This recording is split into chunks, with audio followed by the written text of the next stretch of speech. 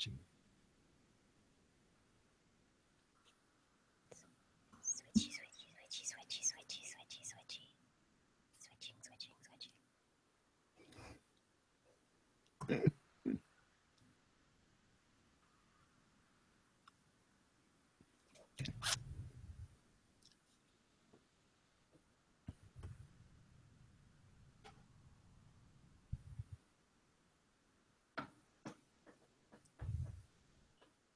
This is TWIS, This Week in Science, episode number 586, recorded on Wednesday, September 28th, 2016. Happy Rabies Day! Hey everyone, I am Dr. Kiki, and tonight on This Week in Science, we are going to fill your heads with no direction, new animals, and nightmare juice. But first... Disclaimer, disclaimer, disclaimer.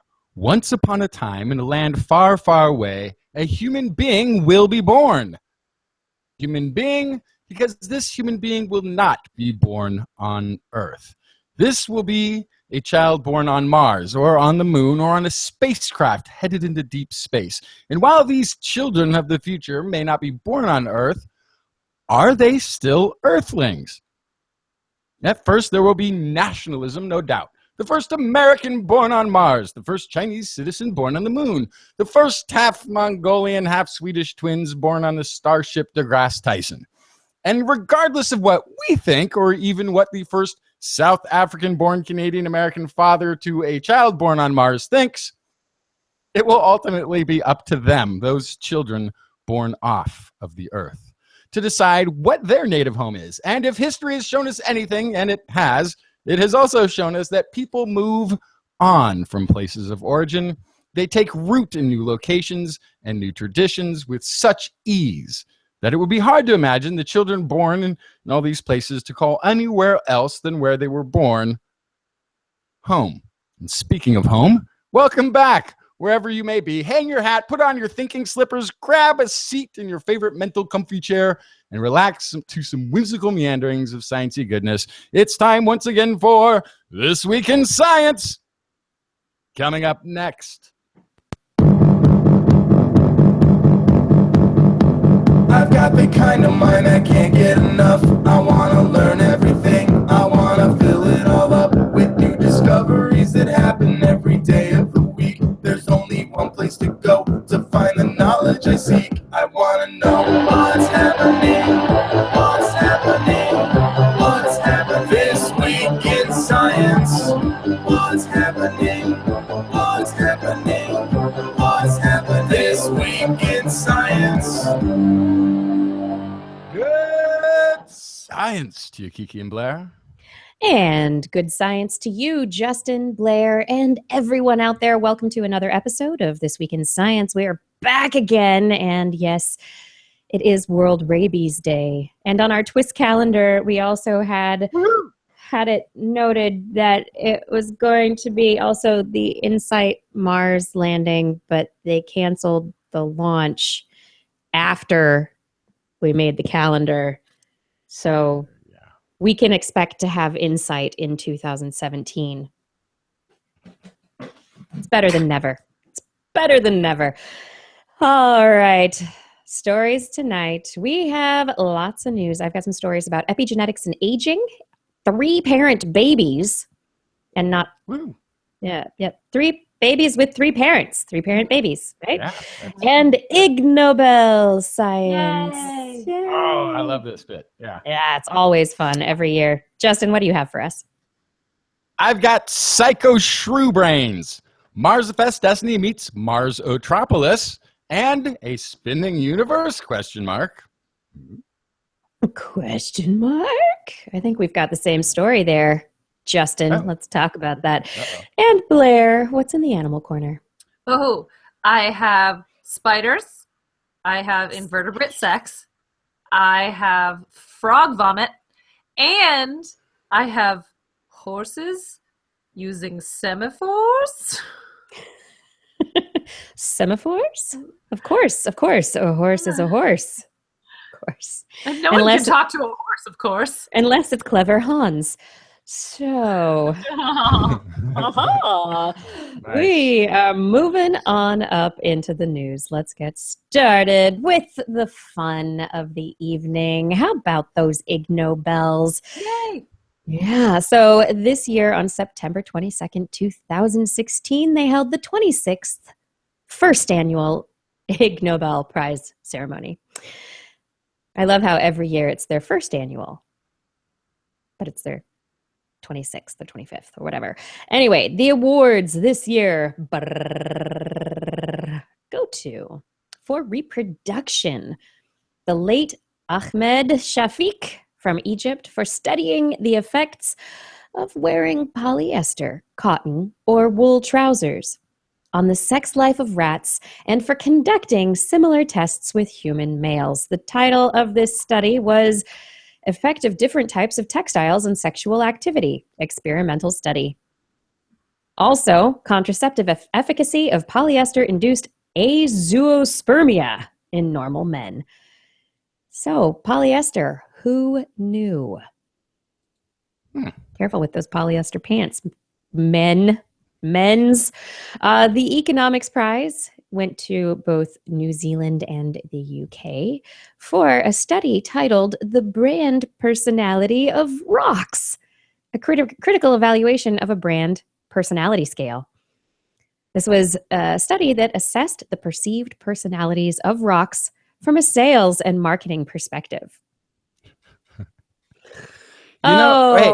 He sat there like a stone, bump.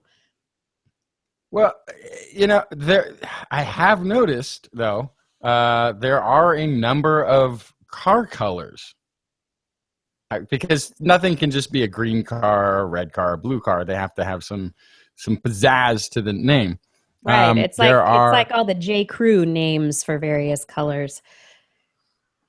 Yeah, and there's out there right now, there's blue sapphires, there's hematites, there's, so there is, they're drilling down on something that is going to be useful marketing, actually, believe it or not. As ignoble as it may sound, there's useful marketing behind figuring out the personality of a stone. And I think that's something to bring up about the Ig Nobels is that while they are humorous awards and they're fun to make jokes about, these are actually serious scientific studies for the large part that could be useful in certain situations or in certain contexts. The Physics Prize goes to, and I believe Blair linked to this in her Facebook page earlier, is to Hungary, Spain, Sweden, Switzerland for the study, An Unexpected Advantage of Whiteness in Horses. The most horsefly-proof horse has a depolarizing white coat. So this was a study that discovered why white-haired horses are the most horsefly-proof horses. And they also did another study looking at why dragonflies are attracted to black tombstones. But that usually ends up in their death. So another study was ecological traps for dragonflies in a cemetery, the attraction of Sympetrum species, Odonata libellulidae, by horizontally polarizing black gravestones. Both of these studies have to do with the polarization of light, which is quite interesting in terms of the attraction or deterrence of insects. Yeah, and we actually talked on the show about zebra stripes quite a few years ago now, based on this exactly. And the study on the white horses actually did take a nod to that and mentioned that the white horses did the best, but striped surfaces actually fared even better at keeping the bugs away. Yeah. The blood-sucking bugs, especially. Yeah. Which is why my entire kitchen has been done up in zebra stripes. Yeah. I was going to say next time. It's a little bit of an odd theme. Just put on your stripes and go for a hike. You'll be fine. That's right. Chemistry prize went to Volkswagen in Germany for solving the problem of excessive automobile pollution emissions by automatically, electromechanically producing fewer emissions whenever the cars are being tested. Yeah, that was no. This one is like no, really, truly. This one is a great joke prize. Really brilliant. Yes. The medicine prize went to Germany as well for the paper entitled Itch Relief by Mirror Scratching, a psychophysical study. This was published in PLOS One, a public and open access journal. Basically, the study discovered that if you have an itch on the left side of your body, you can relieve that itch by looking in a mirror and scratching the right side. And vice versa. That's awesome. Look in a mirror and scratch the other side. Oh, Wow. Next time I have like a bug bite or something that I'm not supposed to scratch, We I'm should totally try it, trying right? it. Yeah. Exactly. This could have Just possibly been a see what the psychology. benefit- Well, if you have a bug bite that's starting to fester and bleed because you've been itching it too much, you might try itching the other side of your body just to But give your won't that skin a little make relief. Won't Yeah, that make that Just- side? it just start evens it all out. You don't want to. You don't want to be biased in your scratching. Psychology prize. This study is awesome. Belgium, the Netherlands, Germany, Canada, United States, for asking 1,000 liars how often they lie and for deciding whether to believe those answers. Wait, say that again. The study was titled From Junior to Senior Pinocchio, a cross-sectional lifespan investigation of deception. And they basically asked liars how often they lie. Oh, And my gosh, that's awesome. Self-report. Self-report, from liars. right? That's good. Beautiful. The Peace Prize is, we reported on this study actually, was the study called On the Reception and Detection of Pseudo-Profound BS. And this was, we talked about this and how people receive and detect kind of, it's like when somebody's talking about new agey stuff or talking about something as if it's profound, but it's completely not. Maybe art speak at certain points in time. And so people are aware of pseudo-profound talkatiness. Biology prize goes to the UK for, these are great. All right. The study titled, or it's a book. You can buy this book. It's a book entitled Goat Man, How I Took a Holiday from Being Human. No. In which, yes, Thomas Thwaites created prosthetic extensions of his limbs that allowed him to move in the manner of and spend time roaming hills in the company of goats. And he wrote a book about it. And the other book is called Being a Beast, in which Charles Foster lived in the wild at different times as a badger, an otter, a deer, a fox, and a bird. You can buy, these books are available. Are these books selling? Because I think I'm going to take They a leave will of be absence real now. quick. And, The literature prize went to Fredrik Sjöberg from Sweden for his 3-volume autobiographical work about the pleasures of collecting flies that are dead and flies that are not yet dead. The pleasure of. 3 volumes. 3 volumes. 3 volumes. You know what they say.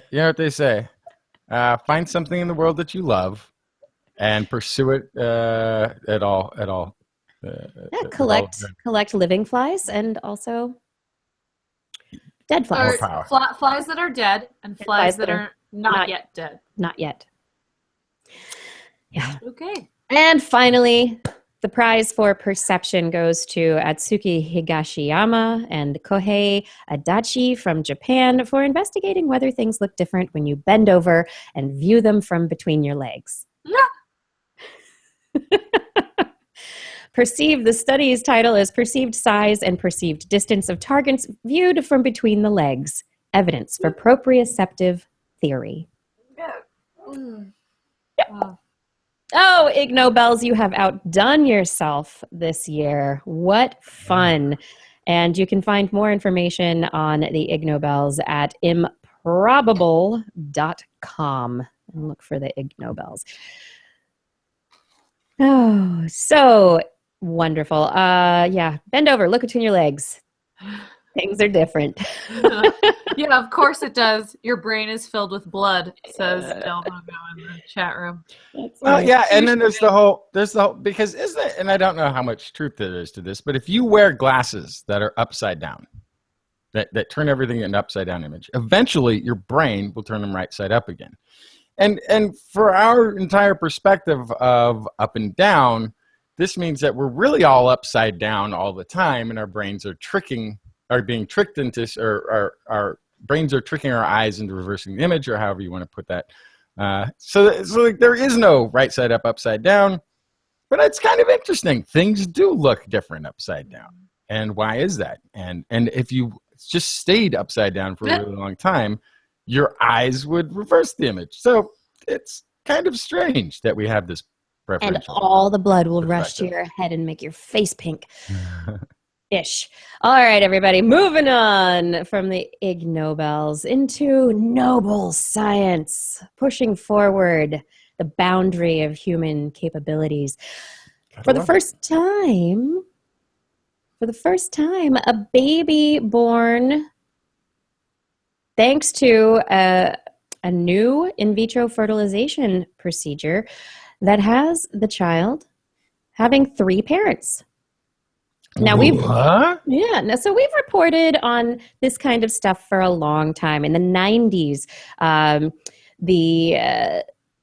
there were experiments done, and there are IVF procedures as well that have resulted in similar techniques. But in those techniques, what they did was took all of the juice, a bunch of the juice from the cell body, not the nucleus, but the interior of the cell, took the juice out. That includes the mitochondria from a healthy mother who doesn't have any mitochondrial disease. And then they injected the healthy cell juice into the cell area of a mother who had or a fertilized egg already, to give it that healthy mitochondria.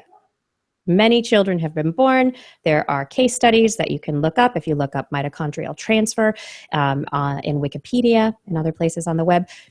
This has been done previously. However, the children born prior, kind of like mixing of stuff. So they had some of their mom's mitochondria and some of this donor mitochondria. Now, in this situation, what they have done is different, and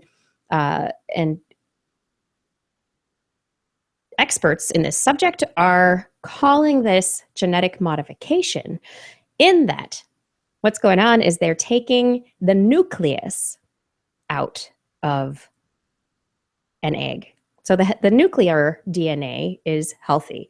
The mitochondrial DNA has a disorder, right? Has mistakes in the DNA. And women pass on the mitochondria that they have. So if you have a female child, very often that, or a male, the mitochondria come from the mom, because the sperm doesn't carry mitochondria with it. And so when a sperm fertilizes an egg, you end up with all the mitochondria coming from the mother. If the mother has a mitochondrial disorder, the child is going to have a mitochondrial disorder. So to get past that, they've now taken the nucleus out of the egg of a mother who has mitochondrial disease, implanted the nucleus into a donor egg that the nucleus has been removed from.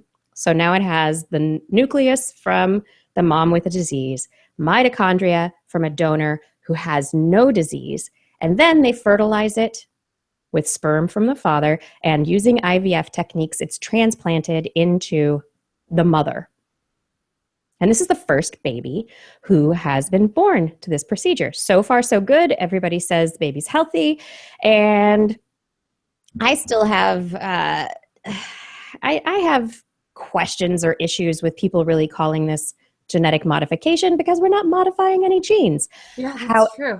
But what's going to happen is, because the mitochondria, because the mitochondria are passed down, if you have a female child, then it's not going to be the natural genetic lineage.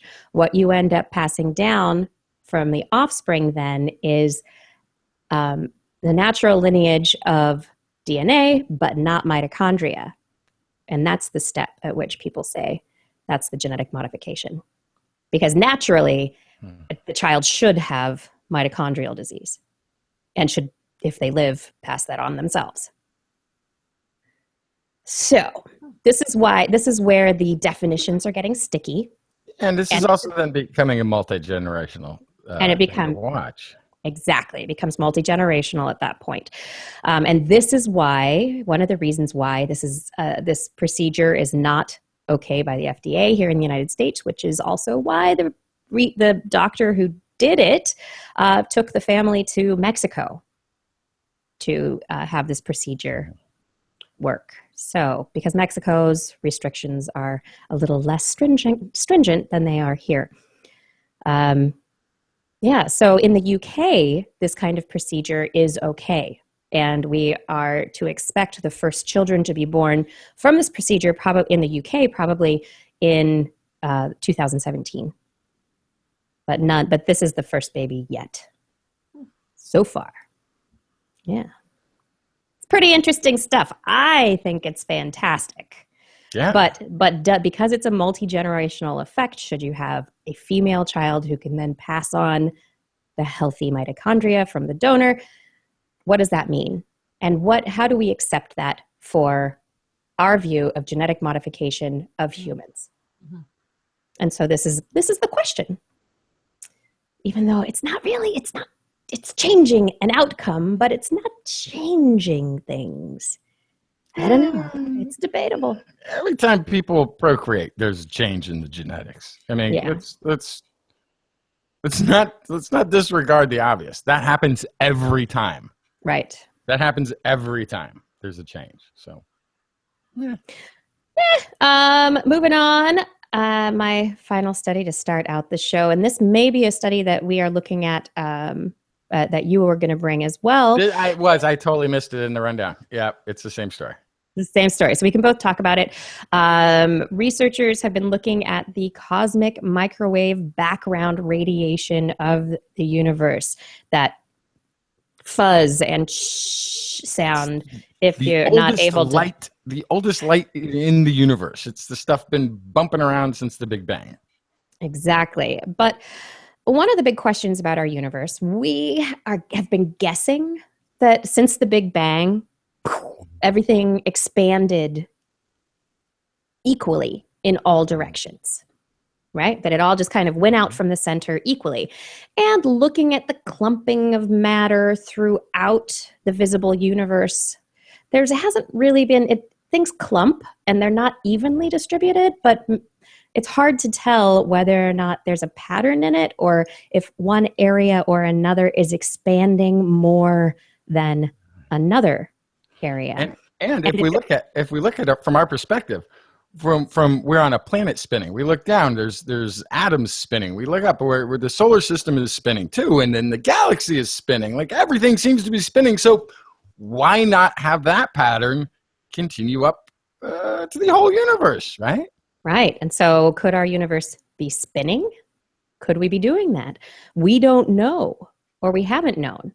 The idea is that most people have been thinking, well, maybe we're not spinning because when a big explosion, go boom, everything expands. There might not be a reason for it to have started spinning.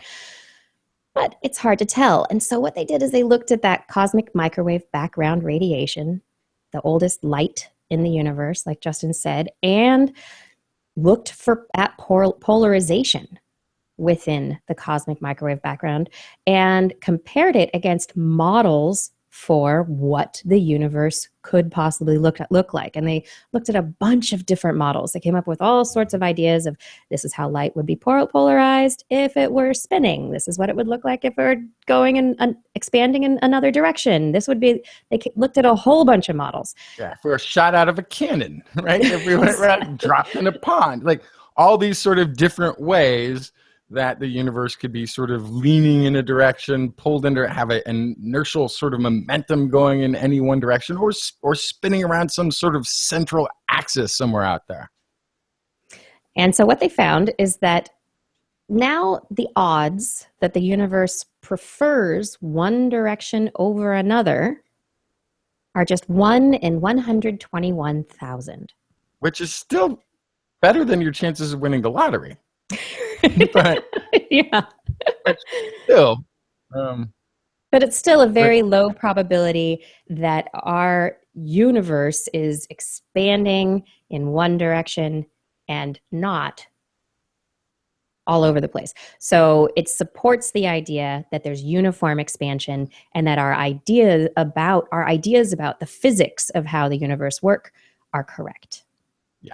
And what they were looking for too is they were expecting if there was some sort of spin about an axis, or maybe multiple large axes would even be possible, they would see some sort of spiral pattern in that polarization.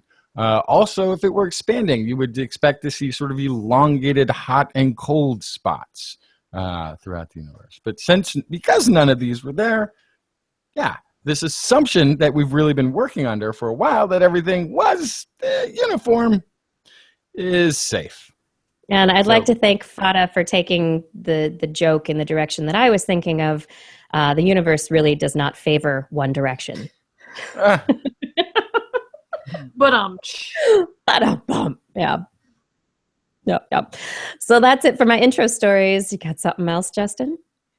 Hey, humans, here's a question for you. As a cougar is solitary, or as a finch prefers a flock, as an orb spider spins a web, or a chicken pecks corn, as a zebra has stripes and a fish swims in water, are you inherently violent?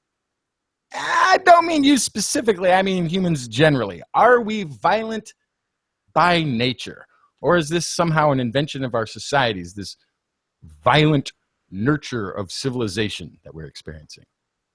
Well, this week, a team of scientists who looked at the question from a perspective of evolutionary biology are saying our violent nature is at least partly inherited from an ancient ancestor and is still alive in us and other primates.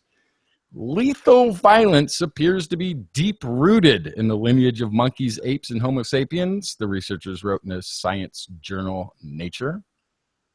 This, in turn, suggests that a certain level of lethal violence in humans arises from the occupation of a position within a particular violent mammalian clade. A clade being some kind of sciencey term for the large group of organisms descending from a common ancestor on the evolutionary tree of life. So that's our clade. We share it with monkeys, apes, and shrews. Gathered data on more than 4 million deaths, 1,024 present-day mammal species, as well as 600 plus human populations from the late Stone Age, some 50 to 10,000 years ago, until today. That seems like that would be hard data to collect, I would assume. The animals sampled represent some 80% of mammal families. Researchers looked specifically at the proportion of deaths caused by lethal violence perpetuated by a member of the same species. And humans, they looked at war, homicides, executions, other sorts of intentional killings.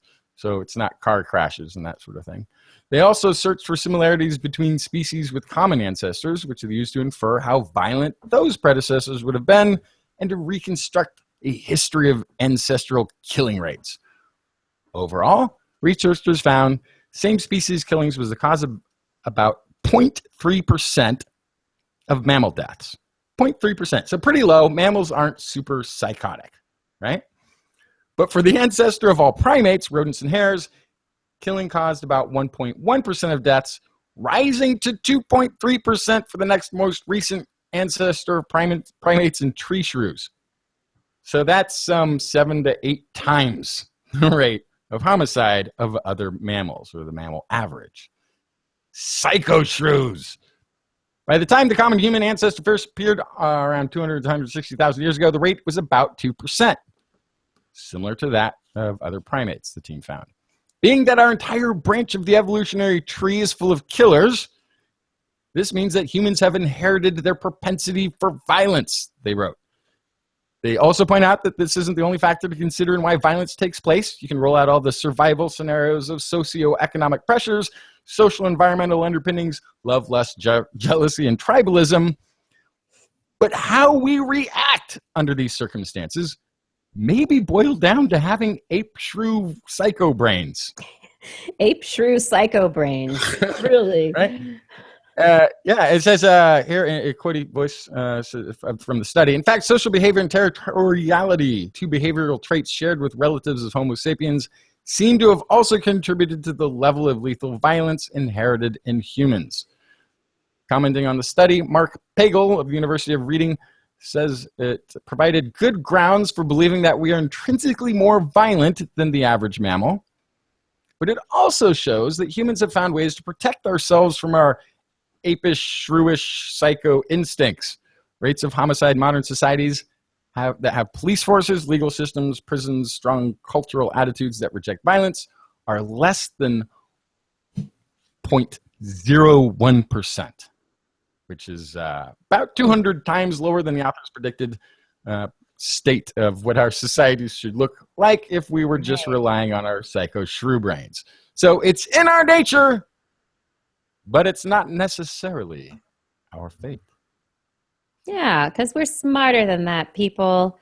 And because it's not smarter all than about... the average shrew. It's not smarter than the average shrew. That's right. It's not all about genetic evolution. It's also about cultural evolution. And cultural evolution is a very, very important driving force.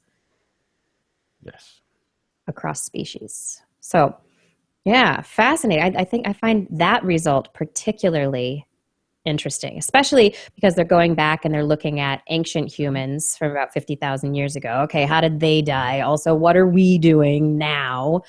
And then going, okay, so looking at other animals, this is how much everybody kills each other. Humans, we're pretty violent. We killed each other a lot. And now we're not necessarily, depending on where you live, what society you're a part of. However, I would point out, which was not in the study, is that if you look at the amount of violence in our movies and television, we still feel a little connection to it. We may not be out there doing it, but we can appreciate a good one-liner with the bullet fired after kind of a thing. Like we have this as an entertainment factor now. But I think maybe that might be the reason why. I don't know that if you had another species evolved to this point, that they'd indulge that much in violent fantasies as we do, or entertainment. Okay, so think about our biology, think about our muscle structure, think about things like kickboxing and boxing and a lot of the physical activities that we still engage in that are seated in this ancestral behavior. But that doesn't mean we have to do it. Right. We can know how to use it, but we don't have to use it. And there are the hypotheses about, the human jaw evolved to take a punch, which, the evidence is lacking there still, I think. But it's one idea. We used to be very violent, and maybe our body has evolved as such, the genes, underlying that as well. But we don't have to be that violent. And now we do have sports. Like Justin was saying, we have football. We have these things where we send our champions out to battle each other so that we can cheer and be happy and not have to do it ourselves. Yeah. Are you looking at a soon-to-be-dead fly, Justin? What's going on over there? Soon-to-be-dead mosquito. Are you going to get violent and destroy it? Yep, no getting violent. If that mosquito lands on me, it ain't going to fly no more. We're anti-violence during the podcast. But do you know what time it is right now? What time is it? Actually, I kind of want it to bite me so I can test out the whole mirror itching thing. That might be actually an experiment. Take my arm. Leave please, my take arm up here. Here we go. If you just tuned in, you are listening to This Week in Science, and it is time for Blair's Animal Corner. She loves our creature, bright and small. Biped, millipede, no pet at all. Wanna hear about animals? She's your girl. Except for giant pandas and squirrels. What you got, Blair? I'm so excited. I have a fantastic story this week. This is perhaps one of the greatest stories I've ever brought to Blair's Animal Corner. And it's because it is something I have never heard of before in the world of spider sex. So, widow spiders are famous for what, Justin? They kill the male spider during copulation. And? Eat their head. eat them.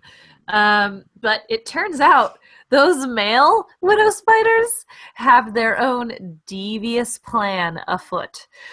So, recent study that was released. How devious can you be if it ends in you being devoured? I'm so glad you asked. So the study that dropped last Wednesday in Royal Society Journal Biology Letters discovered that male widow spiders have found a way to circumvent the cannibalism part of copulation. And they do that by inseminating juvenile females.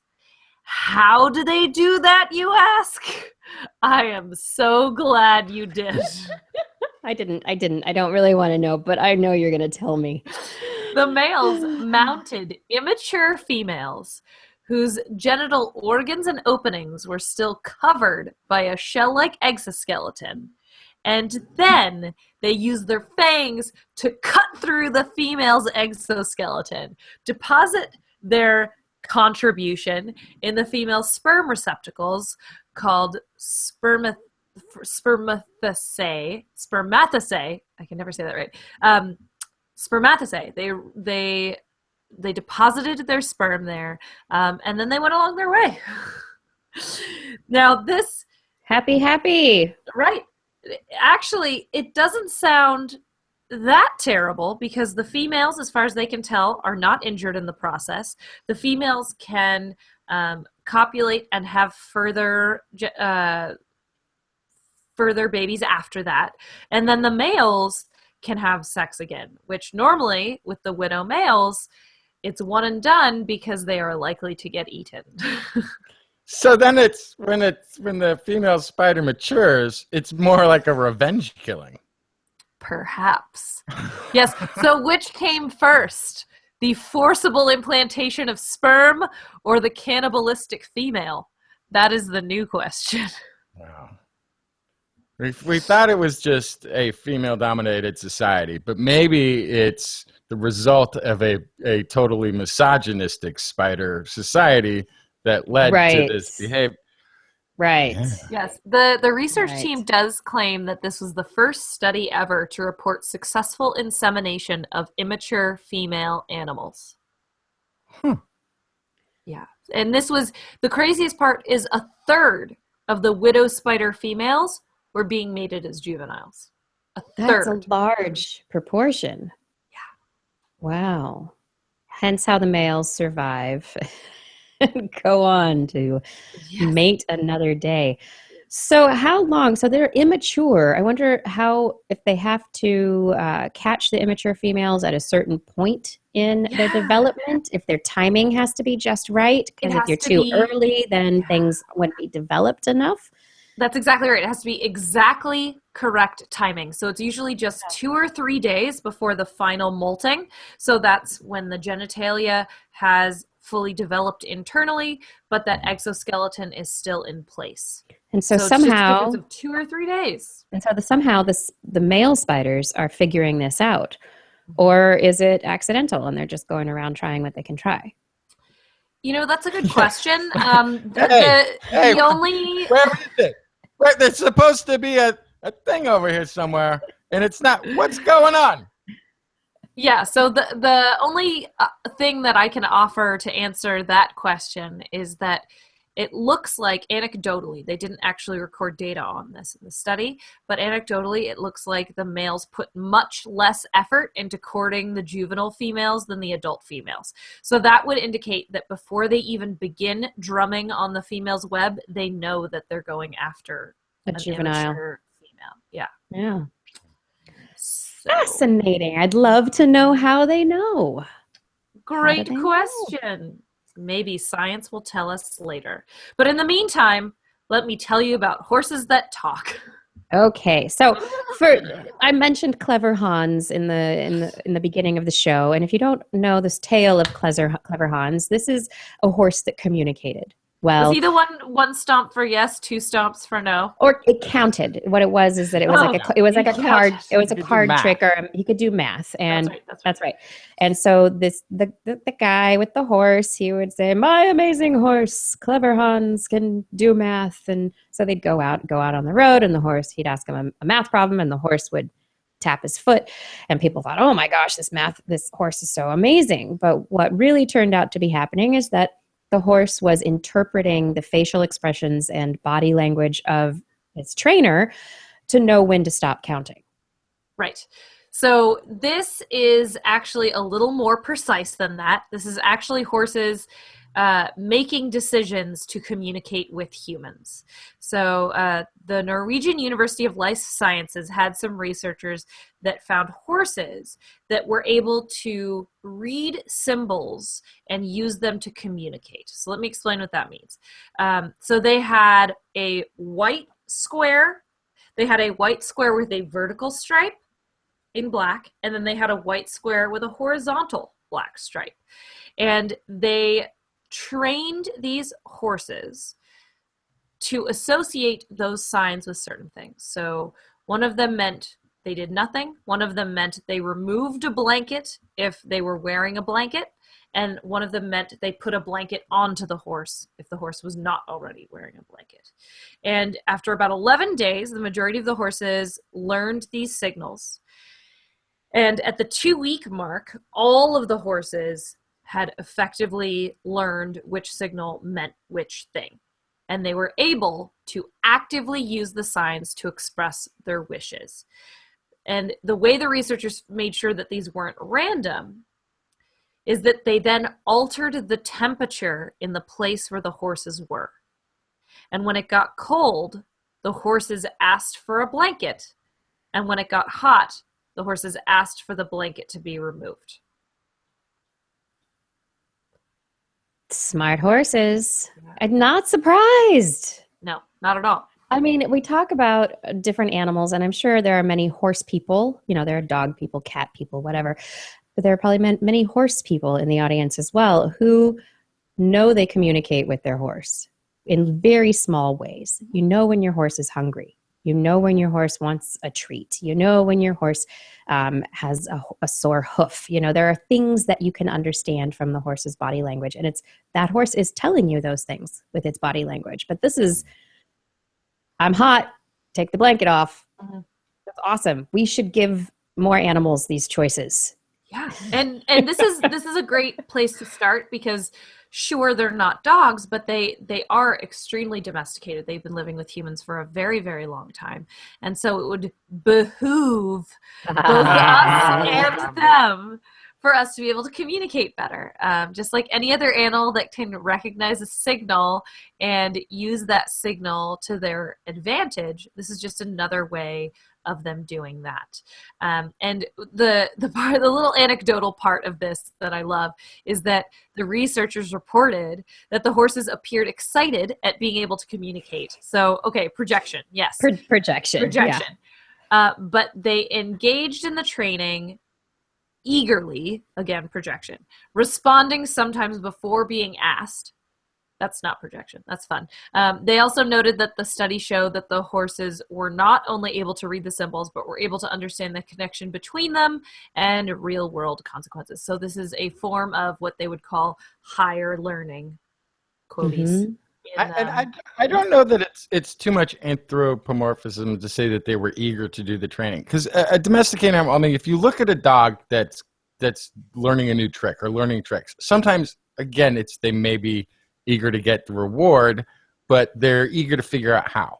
Yes, absolutely. They offer behaviors. That's a big part of training animals. And horses do too. I mean, a lot of when you see people who are doing the trick riding or, you know, some very, you know, sort of organized sort of rodeo activities, whatever you want to call it. Maybe a little dressage, a little horse dancing. Yeah, a lot of that is audio. Is, you know, there's some physical cues in there too, but a lot of that is audio, audible stuff that they're picking up on and listening to, and yeah, they want to get it right because this is what else are you gonna do? You're a horse. You're gonna hang out in the you're gonna hang out in the barn all day if you don't, learn how to do some stimulating. tricks. Yeah. Not to mention you get rewards. Rewards are always good. I like this checking out a website called horsechannel.com. They're reporting on the study. Excuse me. And their opening sentence is, the debate over whether or not horses should wear blankets will probably never end in equestrian circles, but now, at last, the horses can weigh in on the debate. Wow, I had no idea it was a debate. I didn't either. This is well, yes, let the horses decide. Your horse In fact, will let I you think they know. should be the main voice in this. Right? Ah, Amazing. I got winning! I love the horse puns. Oh my goodness. All right, everybody. This has done it for the first half of This Week in Science. Thanks for joining us so far. I hope you stick with us for the second half of the show. We've got Marsifest Destiny. We've got epigenetics. We've also got socialism. So many things. I hope that you stick around for more This Week in Science.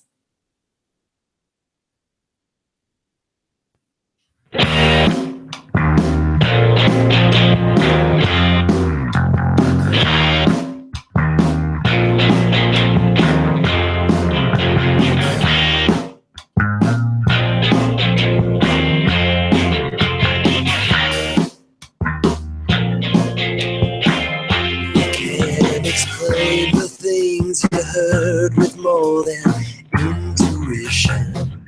The line of reason shows the way to go. Hey, everybody. Did you know that we are coming to Baltimore? That's right, Baltimore, Maryland. We are coming to you and the National Aquarium on November 4th. That is just over a month away. I can't believe that it's going to be happening so soon. I am thrilled about this, and I can't wait to join you all for Maryland's STEM Festival. We're going to be helping in the kickoff on the first day of the festival. The festival will be running for at least a week after we begin, and there are events taking place all over the state of Maryland. But if you're in the Baltimore area, be sure to come to the National Aquarium on November 4th for our live show. And of course, it will be live streaming on YouTube and TWIS.org. TWIS.org/live is where you can catch that on the date. So, other things that are going on, we have our website, TWIS.org. And on our website, we have many opportunities for you to get involved in TWIS and help us do our TWISy business. We like to spread the sciencey goodness, but we can really only do it with your help. One way that you can help us do that is go to our Zazzle store. If you go to twis.org and head to the main header bar, there's a nice little link to Zazzle store. Click on it and you'll be able to go to our Zazzle page which is zazzle.com/thisweekinscience, where you can find all sorts of cool goodies, aprons, t-shirts, phone covers. Also is originally drawn by Blair for the 2016 Blair's Animal Corner calendar, and also for the Patreon rewards. You can choose things that are fit your fancy and help TWIS out in the process. Additionally, we have links to support us through donations. So you can head over to twis.org again and look for the Donate to TWIS button on the sidebar of our webpage. Click on that. It'll take you to a PayPal donation page where things are pretty self-explanatory for supporting us through PayPal. Additionally, we have a Patreon account, and Patreon is another way to become a real contributing part of the community.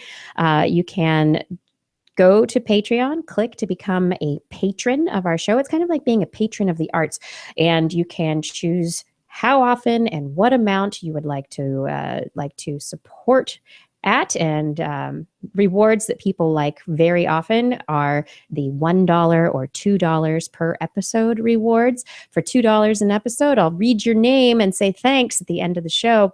Additionally, we have higher rated rewards where you get things from us in return for your support. One of the things, $15 more, you will be able to get a hand-drawn picture from Blair before it ends up in a calendar. It's pretty awesome. Additionally, at $10 an episode, you will be able to hang out with us, Google Hangout, at least once a month. And you know what? After the show, it's Google Hangout time. Got some patrons coming on this show. Whichever way you are able to give, we really appreciate it because it helps us do all the things that we love to do, all our twisty goodness, the broadcasts we do, the short videos that we like to do, special interviews, everything we do, going to Baltimore, all of this is because you are helping us do it. You're helping us bring you the sciencey goodness every week. You're supporting us. You're our executive producers in making this show happen. Through Patreon and through comments on our website, you can let us know how we're doing and what you'd like to see more or less of. We'd love to hear more from you. Also, if you cannot support financially, we would love your help just getting the word out about TWIS. Can you tell somebody about TWIS this week? Just tell one person. Get them listening to it. Get them watching on YouTube. Show them our Facebook page. We have a Facebook page. Lots of fun stuff happening over there. Oh, look, we're live right now. It's infinite goodness right there. I do hope that you will consider supporting us in some way. We really appreciate you being a part of our community, no matter how you join us. You're one of the minions. You're part of the team. We thank you for your support. We really could not do this without you. Bookstore and blindly start trusting the miracles and cures all laid down in black ink. Never even bothering to stop and think. The only real power that I do believe is the dollars and cents all these authors receive. If miracle wonders were held in their looks, why waste precious time and try selling their books? Why sit and wait for your publishing royalty? If one has real power, who needs reader loyalty? If you could travel by thought to... And we are back with more. That's right. We are back. Justin, got any more stories? Future CEO of Mars, SpaceX chief Elon Musk, announced this week that he plans to establish a colony of humans on Mars. If everything runs ahead of schedule, SpaceX plans to send an unmanned Dragon cargo capsule as soon as 2018, with the first human mission taking off in 2024 and landing sometime in 2025. And forget the small capsule crews of 4 or a dozen or less. Cheaper by the hundreds we humans would be on massive spacecraft, with a target cost of around $100,000 per person. While massive optimism about what can be accomplished has never failed Elon Musk, he isn't trying to paint too rosy a picture of it either. I think, this is Cody voice, I think the first trips to Mars are going to be really very dangerous. Yeah. Risk of fatality will be high. There is no way around it. Like close to 100%. Yeah, it says it would basically be, are you prepared to die? Yeah. Then if that's okay, you are a candidate for going. But just when you think he's about to lower the sights of his vision to the wet floors we all might be slipping on, he raises his gaze to the heavens once more and says, we need to go from these early exploration missions to actually building a city. Yes, he wants to build a city, not an outpost, not a Martian village, not even an unincorporated suburb or Mayberry-esque small town, but a city, a Mars-tropolis, if you will. The plan included his concept of an interplanetary transport system based on reusable rockets, which is something actually Neil Armstrong was testifying about before Congress, this idea of keeping rockets in orbit and kind of going up to them, using them to come back to this orbit, but keeping them in orbit again, and not doing that many takeoff and landings with the whole thing. He also has proposed a propellant farm, or propellant farms on Mars, and putting 1,000 spaceships in orbit, able to carry about 100 people each. The spacecraft itself would have a restaurant, cabins, zero-gravity games, and movies. It has to be fun or exciting. It can't feel cramped or boring, Elon said. Movies. I hope it's going to have virtual reality chambers, Right? you know, Yeah. like something straight out of Star Trek. Yeah, right. It no doubt will. That's the thing. He says that the plan will require huge public and private partnerships, though those haven't been identified. Who's going to be in the public or the private? Although, of course, he's going to be part of that private, no doubt. The first Who's flight with would be me? This is Elon Musk. Right. He's like, Who's with me? Let's go. I have Come a on, great Mars the idea. best destiny, people. Come on. Yeah, someone's got to first be the flight- first. Raise the First flight would be rallying cry. expensive. Yeah. Making this affordable to almost anyone who wants to go is the goal by dropping the price of the ticket over time, starting around $200,000 a ticket down to $100,000. Falcon 9 rocket, of course, after several successful missions and vertical landings, exploded on the launch pod in a test in Florida. But he said this is just a small thing on the long road. He's not talking about what's just immediately easy or affordable. He's talking about this has to happen.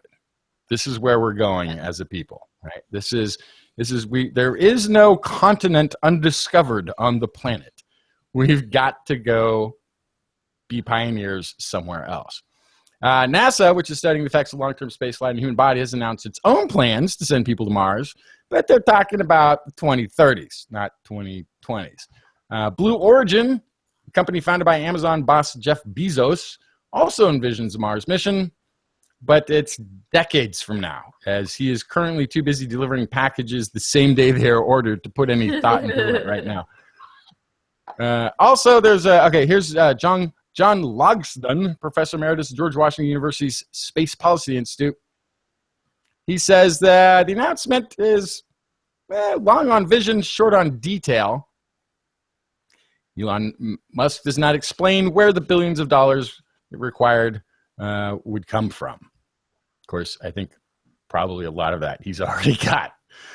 Chris Carberry, Chief Executive of Explore Mars Inc., a nonprofit promoting the goal of sending humans to the planet within the next 20 years, said a mission of just 3 to 6 people would cost between $80 billion and $120 billion. He says the Musk's presentation is very inspiring, aspirational, but I think it's going to be very challenging to be able to accomplish this in 10 years. But again, we're talking about this guy who's accomplished a whole lot of things that people didn't think was going to be accomplishable. And a lot of people who had a lot of financial interest in getting those things accomplished didn't think they were accomplishable. And yet he's done it. But Carberry thinks it's more probable that we're going to send smaller mission to first figure out if people can even live on Mars before we send 100 people at a time there. Musk said the rocket would take a spaceship into orbit, release it, and land back on Earth to pick up a fuel tanker, which it would then fly back up to the craft to fuel the journey to Mars. So it's sort of, 1, you go up in the little pod, 2, you send the fuel. I think I might send the fuel first. I kind of want to know it's already up there. Yeah. Kind of want to know that's already up there before It made it, yeah. before I go. Getting I don't stuck know. in space, yeah. Like, oh, we had a problem with that rocket. We'll be right back with you in a couple months. That would be tough. But he says it would take maybe as little as 3 months or even a month to make this journey. That seems short. I don't know how they would do that. Once on Mars, humans would have to install a plant to produce propellant by using the planet's methane resources to fuel the spacecraft that are going to be returning to Earth. So, yeah. I think the thing that I think it was Joe Hansen from the It's Okay to Be Smart PBS digital show, he posted either on Facebook or Twitter earlier, a thought that was something I thought was quite interesting related to ecosystems and how no organism can really exist outside of its ecosystem, that we all need our habitat to survive. And so here we are talking about sending ourselves, organisms, outside of our habitat. And how is that going to go? And so, Right. Elon has a plan. I mean, something's going to happen. We'll build a city. We'll make an ecosystem. We are terraformers. It's sending ourselves somewhat out of our ecosystem. But if you look at the human ecosystem, Planet with very little atmosphere Sure, and well, a lot of radiation. I And get that part. But look at our immediate sort of habitats. Our immediate habitats are heating and cooling systems. We can live where it's super cold, where it's super hot. We spend our times in a place that's got a couch and a sink and a thing. Our habitat for the most part is indoors. Yeah, the built environment. Yeah, it's a created habitat for the most part. Now, of course, currently it does rely on some beneficial resources of radiation dampening atmospheres and oxygen rich atmosphere that makes it a little easier. We don't have to account for everything within our habitat. But I would suggest that we're accounting for a majority of it already in terms of immediate living space. So it is a very optimistic approach, but that optimistic approach, also being backed by billions of dollars and being able to attract really brilliant people to work for him, has worked in the past. He's great at inspiring people and getting people to think big picture, long haul, and and execution. Recoverable rocket. That recoverable rocket was a dream of NASA's for how many decades and how much money that they put into it and how many bright people worked on it to no avail. Maybe this is a pipe dream, and maybe this is us seeing the beginning of the thing that actually works. Yeah, and I'm kind of in the latter category. I feel like we've got the right stuff. I think we got the right billionaire backing this. There could be others who I think I might not have as much faith in. And he's not the only billionaire who's into the space race. A lot of these guys have thrown their money into the space economy, this new space that as it's termed. And, not just Elon Musk, but the big technology guys who've made a lot of money off of their investments, their companies. They're making plans to go to space. Elon's not the only one, so he will have company if he can get them all working with him instead of competing against him. Mm-hmm. But maybe that's what he needs is the competition. It's the competition. Yeah. That's right. But how do we know who's going to live long enough to see this future? Not this mosquito I just killed. Oh, go ahead. Oh, you got it. Good job. So we've talked before about research from UCLA geneticist Steve Horvath, but he has published, he's worked with a large group of 65 scientists in 7 countries for his latest publication, looking at age-related changes to human DNA. So what they're doing is recording epigenetic markers in the DNA to use them to calculate a person's biological age, which in effect can help estimate a person's lifespan. So if your chronological age, which is how many years you've been alive, say is 40, but your biological age is 30, the likelihood that you will live longer is higher. If you're 40 chronologically and your biological age is 60, the likelihood that you will die sooner is higher, right? Mm-hmm. So, published in the journal Aging, they drew from 13 sets of data. 25 institutions worked together to analyze DNA and blood samples from more than 13,000 people in the United States and Europe. And the neat thing about this study is they didn't just apply one method to this. They actually compared multiple methods to determine whether or not they could estimate a person's lifespan and to kind of determine, okay, what method really works really well. And so they've got, they have a few methods that have been developed by various people. One of the methods is a method that's being patented, or at least a patent application has been made by UCLA for this epigenetic clock method that Horvath developed in 2013, and I believe we reported on that back then. And the idea is that it looks at methylation on DNA, and methylation basically determines whether or not transcription happens. It helps to turn off or turn on different genes. And throughout our lifetime, it happens developmentally. Some genes turn off and they don't make proteins anymore, and other genes get turned on and they start making more of themselves. And this is a developmental question of why do some things get turned on or turned off as you get older and through the process of aging. And so what they're trying to do is develop this a standard to understand what these measures actually tell us. What do they mean? So anyway, they were able to use the epigenetic clock to predict lifespans in Caucasians, Hispanics, and African Americans.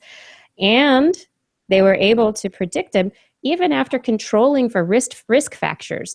Let's see if I can speak. Risk factors like chronological age, smoking, body mass index, disease history, and blood cell counts.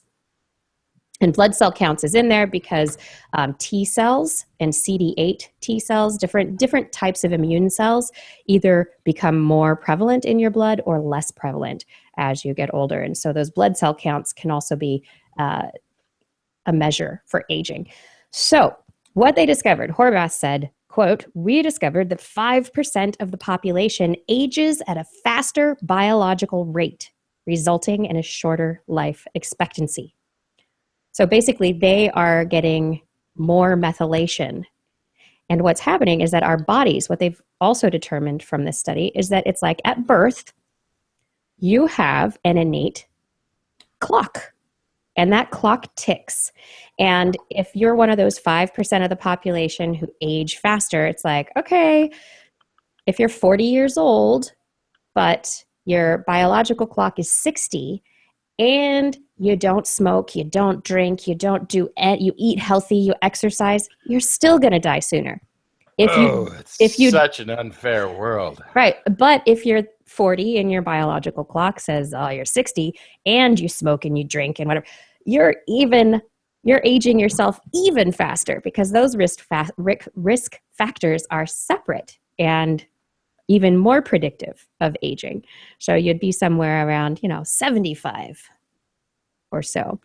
So for most people, you can change your health and your predicted mortality probability by not smoking, by drinking less, by eating healthily, by exercising. These things may help extend life expectancy, but not by much.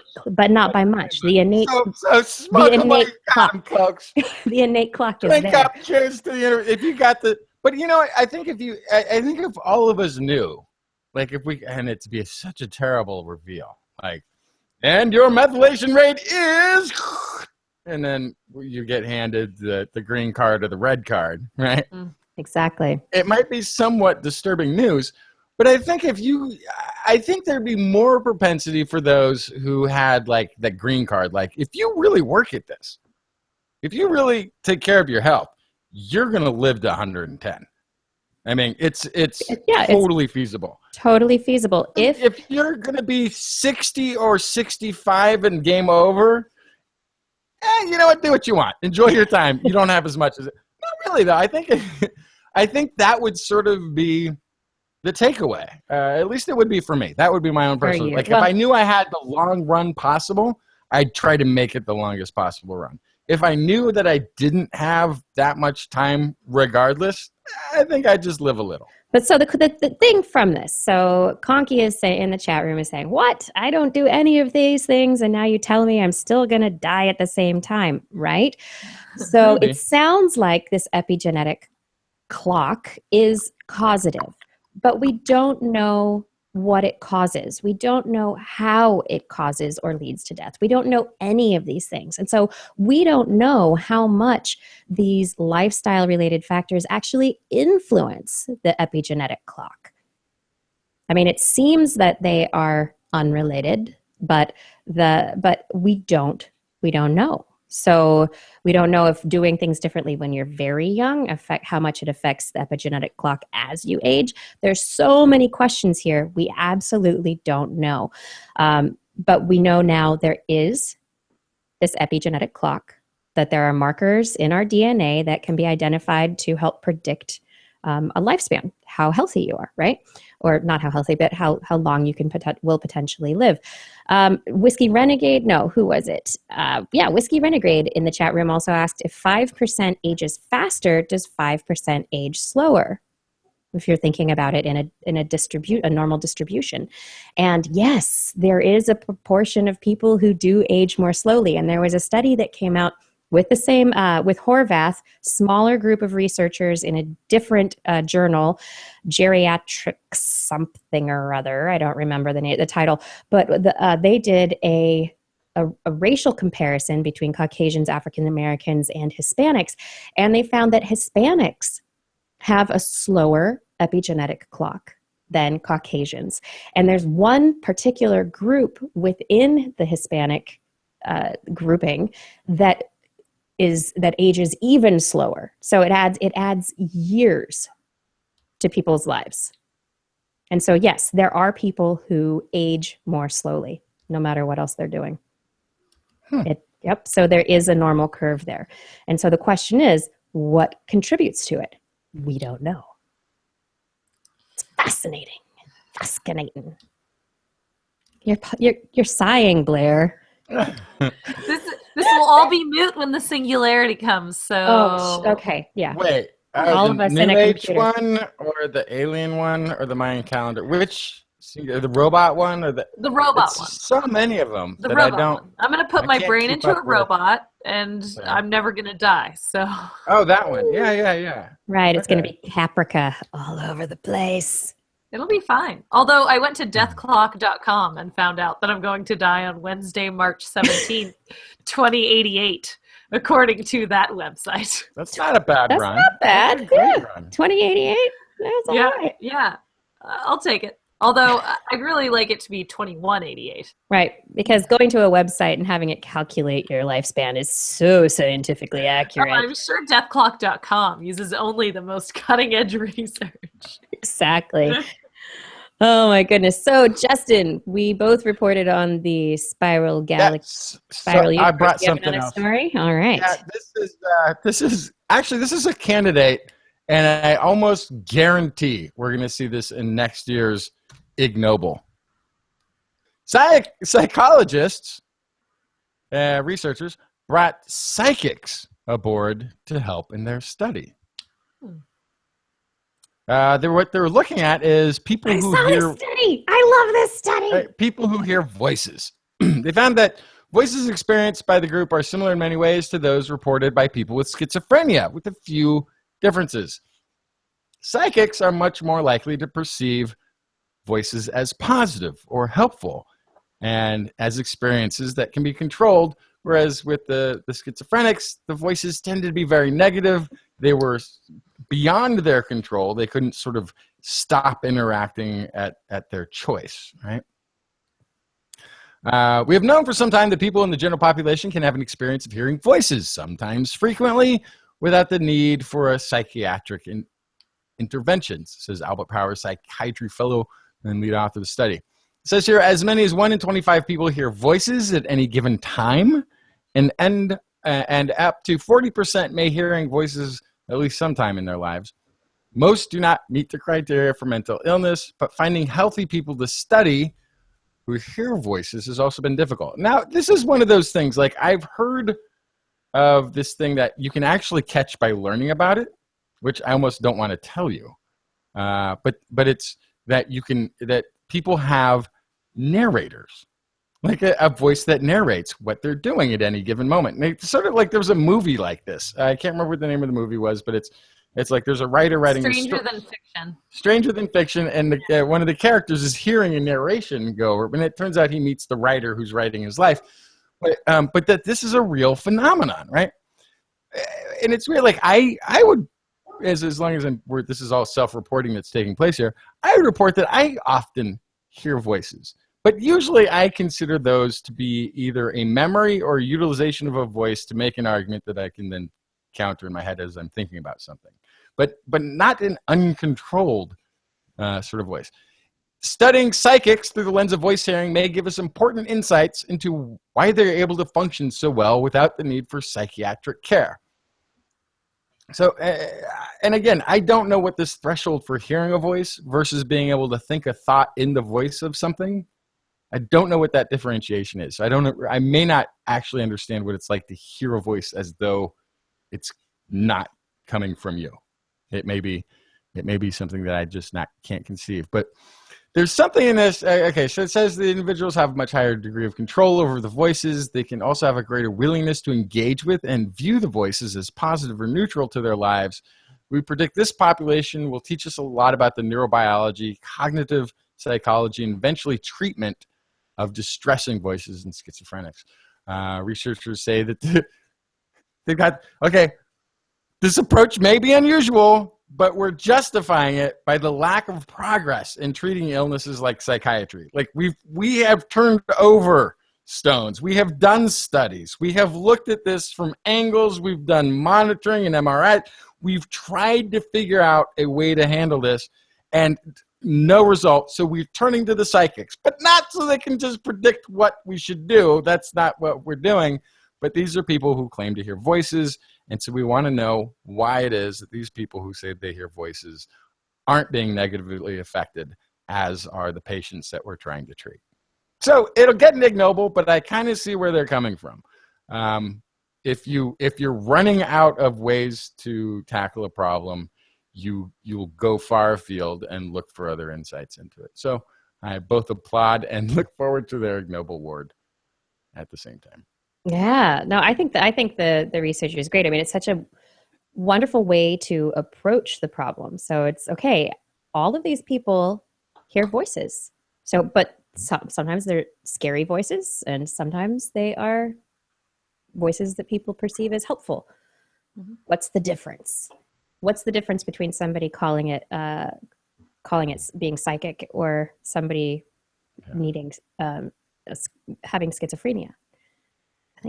And part of me also doesn't want to put this, has a hard time not putting this in the category of people who lie versus being studied and asked about their lie. Like, there's part of me that, like, describe your lie in greater detail. Will you? Can you flesh it out a little for us? Like, there's part of me that,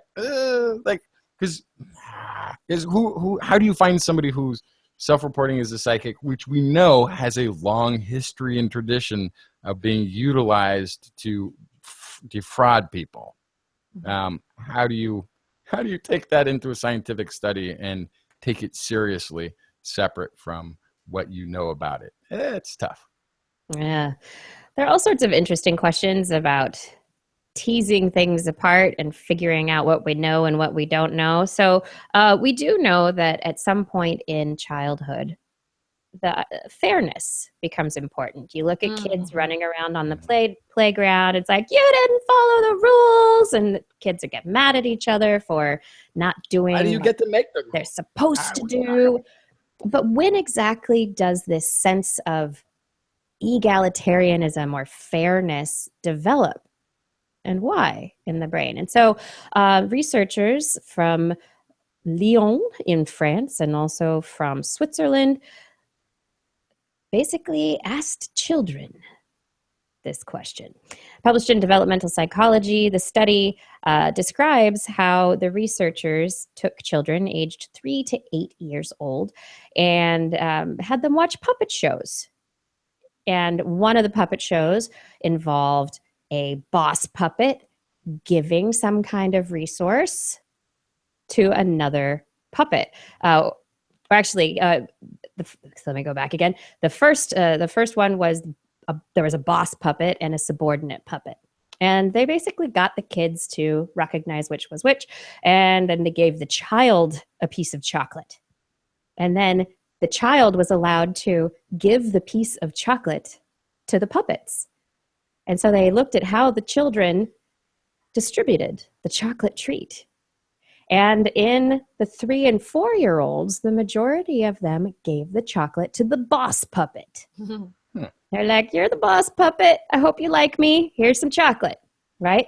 Around about 5 years old, this started diminishing and was 8 year olds never gave the chocolate to the boss puppet. They always gave it to the subordinate puppet. always giving it to the puppet. who Fight had the not- man. That's right. And so then they did another experiment that they called the Robin Hood paradigm. And they had the same, these 3 to 8 year olds watch a scene where there were 3 puppets. And one of the puppets told the other puppets that he was the boss, and the dominant puppet, the boss puppet, and one of the other 2 puppets, the subordinates, got 3 coins. And the other subordinate only got 1 coin. And then the children were asked to take a coin from one of the richer characters and give it to the poorer character. Younger children took money from the subordinate puppet, Not the boss, right? not the boss. Older children took the money from the boss. Yeah. Okay, I immediately have a question. Yes. So this is in France and in Switzerland. Right. Would so this cultural. happen in America? So That's a great I absolutely, question.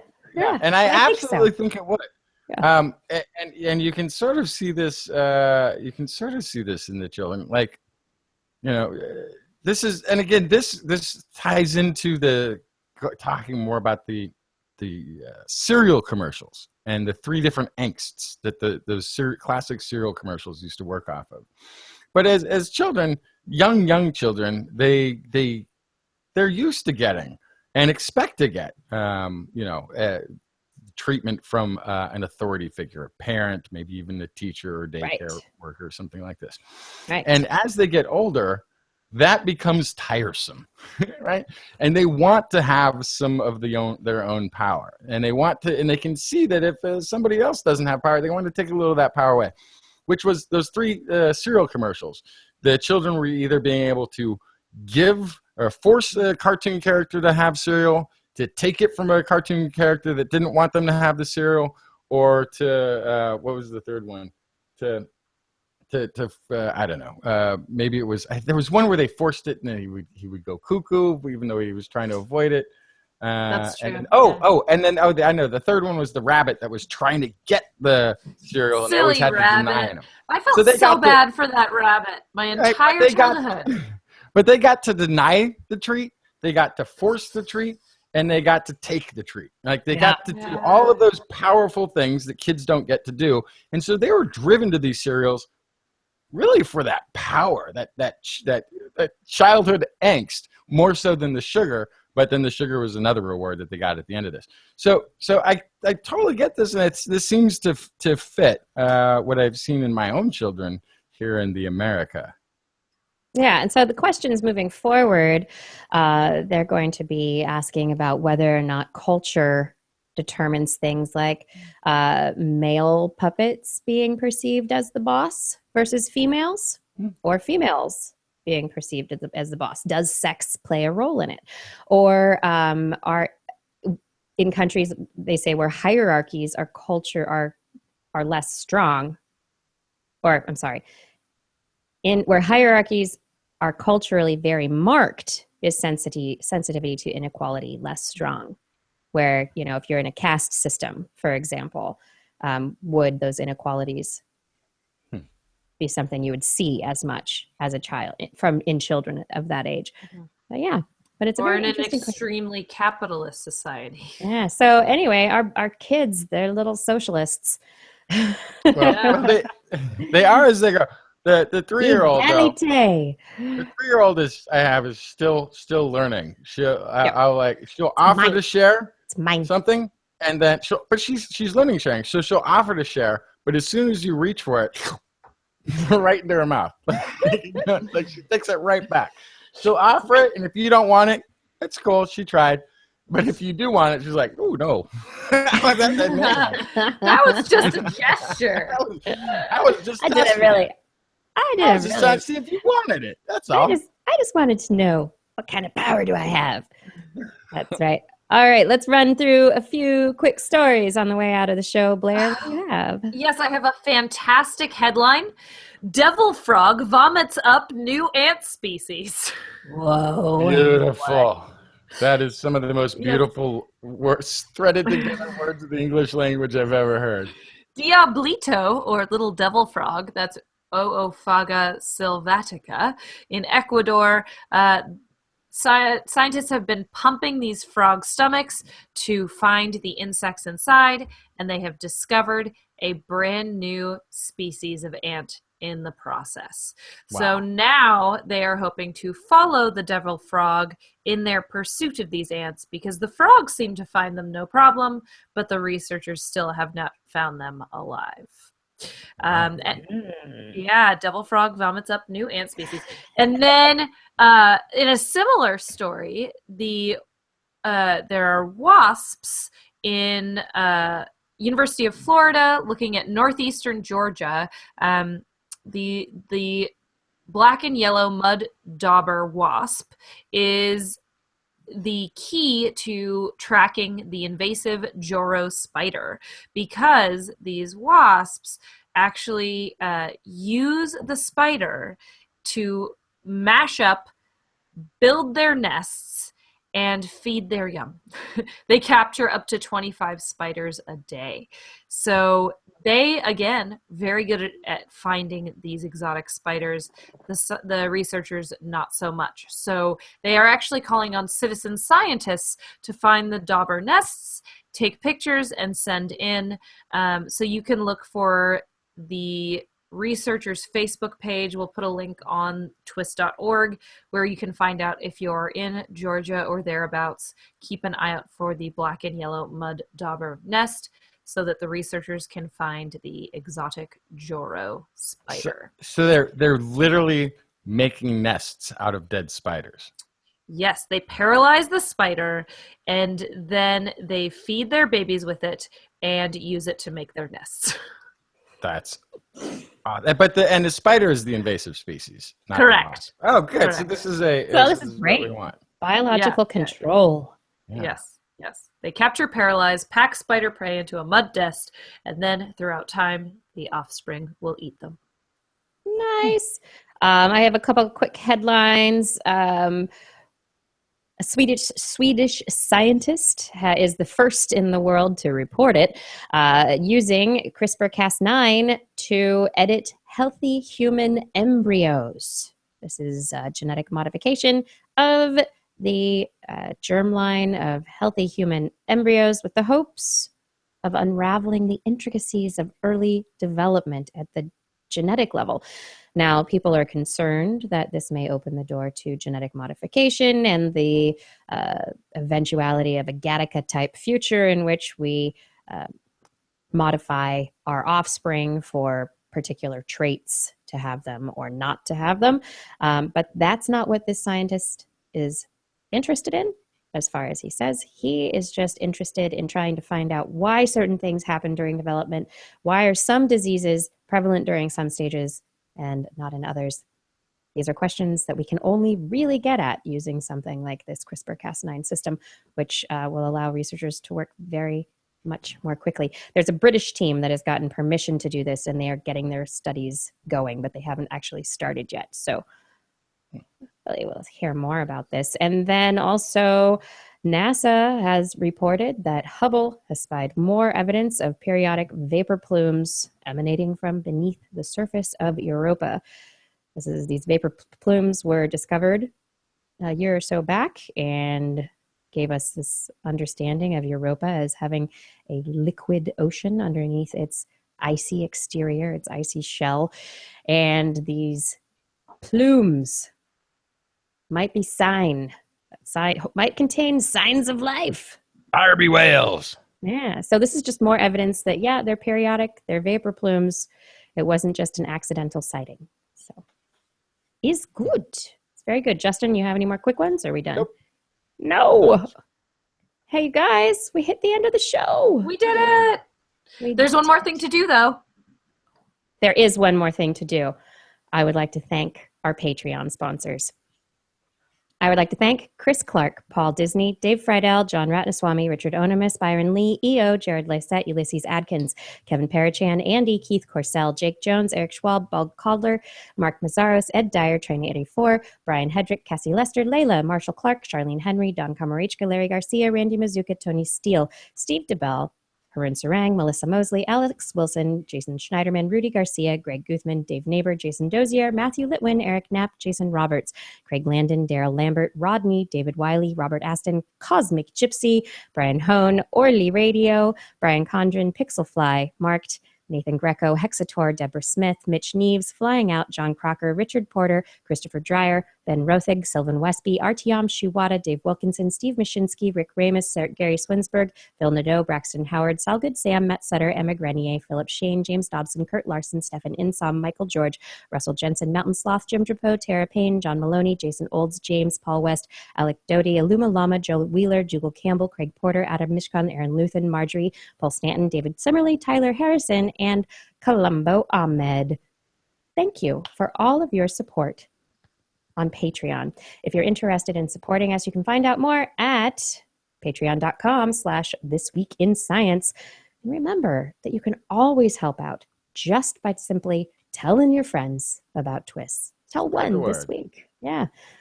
And on next week's show, once again, we'll be broadcasting live online at 8 p.m. Pacific time on twis.org/live. And oh my goodness, it's almost time for the October page of the TWIS calendar. Next Wednesday will be World Teachers Day.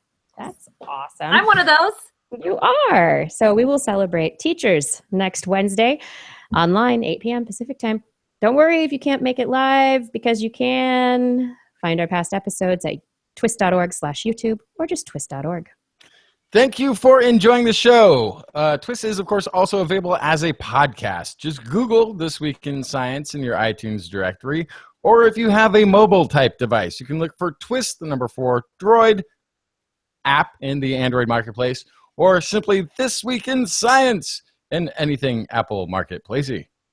And for more information on anything that you may have heard here today, show notes will be available on our website.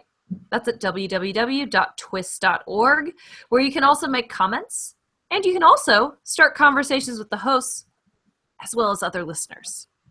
Or you can contact us directly. Email Kirsten at thisweekinscience.com, Justin at twistminion@gmail.com, or Blair at blairbaz@twist.org. Just be sure to put TWIS, TWIS, somewhere in the subject line, or your email will be spam filtered into oblivion. You can also hit us up on the Twitter, where we are at TWIS Science, at Dr. Kiki, at Jacksonfly, and at Blair's Menagerie. We love your feedback. If there's a topic you would like us to cover or address, a suggestion for an interview, a haiku that comes due in the night, please let us know. We'll be back here next week, and we hope you'll join us again for more great science news. And if you have learned anything from the show, remember, It's all in your head.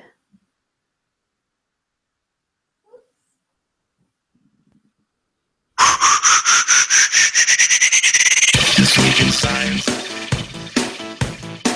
This Week in Science. This Week in Science. This Week in Science, it's the end of the world. So I'm setting up shop, got my banner unfurled. It says the scientist is in, I'm gonna sell my advice. Show them how to stop the robots with a simple device. I'll reverse global warming with a wave of my hand. And all it'll cost you is a couple of grand. 'Cause this week's science is coming your way. So everybody listen to what I say. I use the scientific method for all that it's worth. And I'll broadcast my opinion all over the earth. 'Cause it's This Week in Science. This Week in Science. This Week in Science. Science. Science.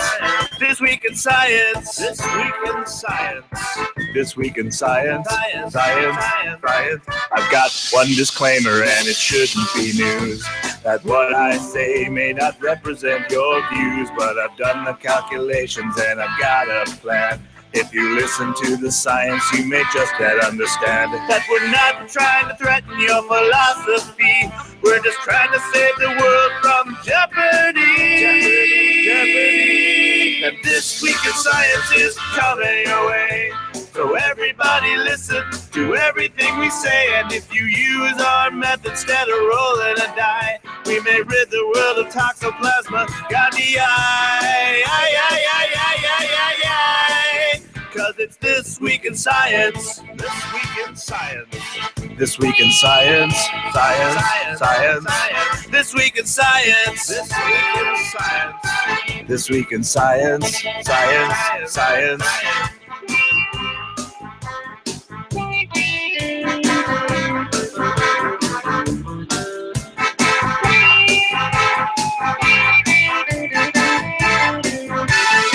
I've got a laundry list of items I want to address.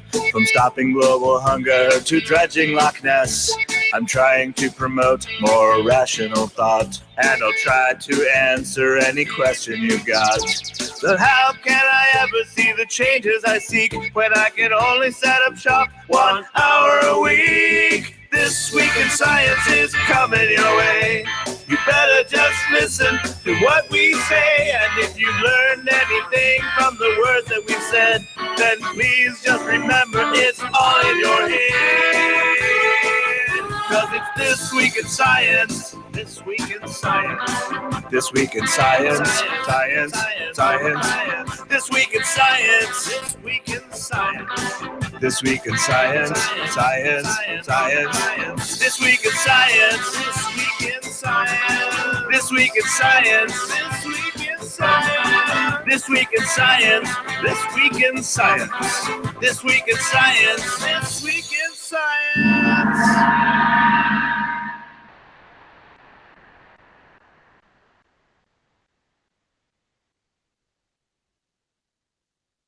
All right, everyone. This is it. This is the after show. It's the after show. And I've sent an email to some people. I don't know if they will write me Are we doing a hangout? Yeah, we're doing a hangout. Ooh, With- who's Aeon Flux? What? You don't know Aeon Flux? Who's that?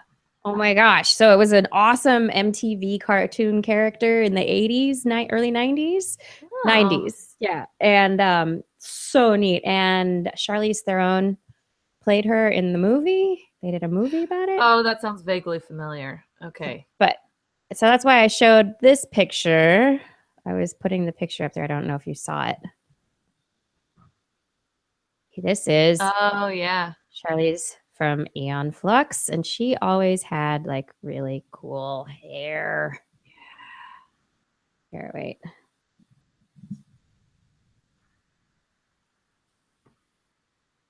Aeon Flux cartoon. She just always had like this. She was awesome. Nice. Yeah. I just remember watching Aeon Flux late at night at my grandmother's house because I didn't have any MTV or anything at my parents' house. And I just remember going, what is this? As she like dripped like liquid to wreak havoc. Right. Yes, that's yeah. Aeon Flux. Very cool, I have to say. Very cool. But if you want other... Yeah, I always have my Halloween costume picked out super early. And this year I am still stumped. I'm Sure, going to what be to a do. pirate. You're gonna be a pirate? Okay. I don't have my good. costume. I ordered some... Where are they from? Indonesian fisherman pants or something? And like... I've got like a white looking shirt. Contemplating whether or not I'm actually going to buy boots to go with it. But I'm going to be a pirate. That much Nice. decided. You could go as old school Gem and the Holograms. Oh my gosh. Don't know what that is. You don't know Gem and the Holograms? Truly, No truly, idea. truly outrageous. They destroyed that movie and turned it into something. Yeah, they I did. have Gem no and the idea. Hologram. I don't know what they did to that. No idea what you talk about. The movie did it even go into theaters? I feel like it was in and out so In fast. and out so quickly. Yeah, but Gem and the Holograms. Truly, truly, truly outrageous. Gem, Gem. That's right. No idea what you're talking about. Oh, come on. General Sorry. holograms were awesome. Yeah, I'm just not sure what to do here.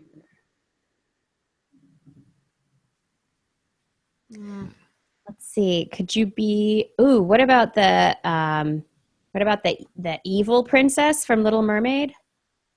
The evil princess from Little Mermaid? What Yeah, happened? you know Evil how princess. the octopus lady Oh, Ursula? Ursula turned She's a herself. mermaid. Ursula turned herself Oh. into the princess and took the voice of the mermaid, Ariel. Yeah, So you could go as the evil princess. that's true. So I have 3 wigs to choose from. I have a wig that is called the Cleopatra. So you can guess what that's like. It's just black with bangs and super straight hair that's long. Bangs. Then I have the wig that I used last year. Was it last year? To be a Jedi. So that's the one I really want to wear. It's kind of like this goth, like long in the front, short in the back, black hair that has multiple colored strips in it. Like there's an orange strip and a pink strip and a blue strip. And then I have my Jubilee wig that's super short and spunky. Nice. So I would love to use one of those. Since my wig collection is getting out of control, I can't really do any more. Oh, I'm missing a link. Thank you, Fada. Yeah, that show was not going to make the show. That's why it wasn't in there. Let me drop it down in there somewhere. You could go as Punky Brewster. Oh, I love Punky Brewster. That was a good show. It's kind of That's weird. a good show, right? Yeah, I'm usually like so. You're prepared usually months ahead of time. Yeah, and I'm like inspired and excited about something. I'm just Yeah. like, Kai very much wants to go as Pokemon stuff this year. yeah. Yeah. So we'll see what I will be, if I'm going to be something related to Pokemon or if I can be something else. Yeah, you should probably just be Pokemon. I'll figure something out. Yeah. We'll figure something out. So I sent an email to people. Hello, people. Did you get my email? I thought Dave Friedel would be here. He said, I will be there. Maybe he means nobody has emailed back. Red hair.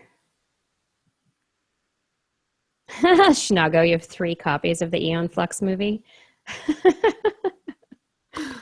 That's funny. The gift that everyone wants to give you. At least everyone knew what you wanted. I've always wanted to be Lilu Dallas. Lilu Dallas Multipass? Yeah. I don't really want to Multipass? wear that. I don't want to wear the bandage outfit, though. No. I have a friend who did it and did it very well, and I can't do that. No, yeah, I'm going to pass. Yeah. Hard pass on that. Aha, Identity 4 is busy right now. Bummer. No Identity 4. Truly, truly, truly outrageous. Blair, was there something that we needed to discuss? October 15th? Oh yeah. What's happening? It's in Mbari, but what is it? Yeah. Hold on. It's like an open to the public kind of day. It's an open house maybe. Okay. It's Mbari. Yeah, it's Mbari's open house. Okay.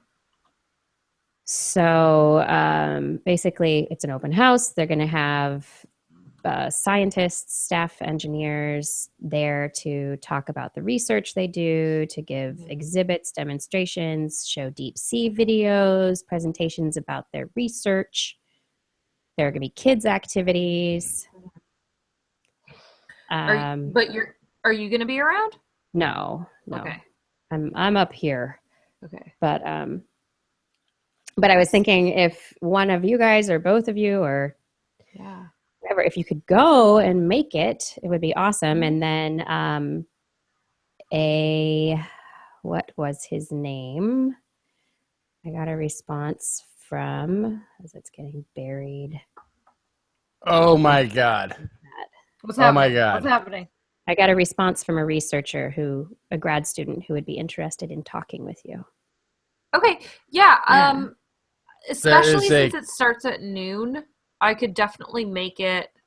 I could work half a day and then I could go. So I think I can definitely go. That'd be cool. Somebody made a Captain Flint leather reproduction of his like pirate captain trench coat. Nice. $200. $200. I don't think I can do that for a costume, but it's pretty. I have to say, wow. Oh yeah. Hey, maybe you could be Daria. I've thought about doing that, and I've almost done it many times. I've never pulled the trigger. I'd have to get a new wig. Much more of a Jack Sparrow than a Captain Flint. That trench coat, it's pretty freaking awesome. All right. I might just look like a castaway. I think so far what I've compiled, I don't have boots, so I'll probably have to go barefoot. I got piratey looking, pants, shirt, belt. You could slap a patch on. But I'll pretty much look like a castaway at this point. Ooh, if I could get the Gilligan hat, then I'd really have a different costume. What are you talking about? I'm still talking about you got to be thinking about Halloween costumes. It's coming up in like a month. I got to figure this out. And I've totally been like putting it off. Yeah, haven't we all? Oh, I know something I needed to share tonight. Okay, science people, I need to share something with you. Let me get to my message and I can get the link. I need to make sure I'm standing up all the way. I'm not halfway covered up. There we go. Here's the link. I will click on it. All right, so sharing now. There is a petition for signatures. If you are a scientist, member of the scientific community, and this means if you are engaged in any way in scientific endeavors, this is something people are asking that you sign if you think science is important in politics. If you are a scientist, stand with other scientists to say Trump is not who we are. Their campaign, created by Eugenie Scott, who was the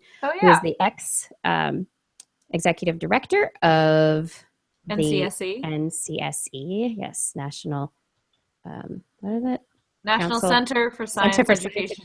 Thanks, Blair. Yeah. Right there. It says, as members of the scientific community, we invite our colleagues to stand together in making it clear that Donald Trump's views on many pressing topics are at odds with scientific reality and represent a dangerous rejection of scientific thinking. Like evidence-based thinking, really.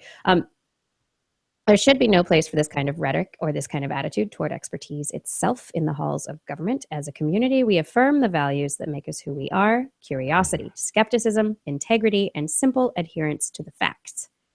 Join us in saying, Donald Trump is not who we are. And this is signed by Michael Mann, Eugenie Scott, Harriet Hall, Stephen Novella, Robert Bullard.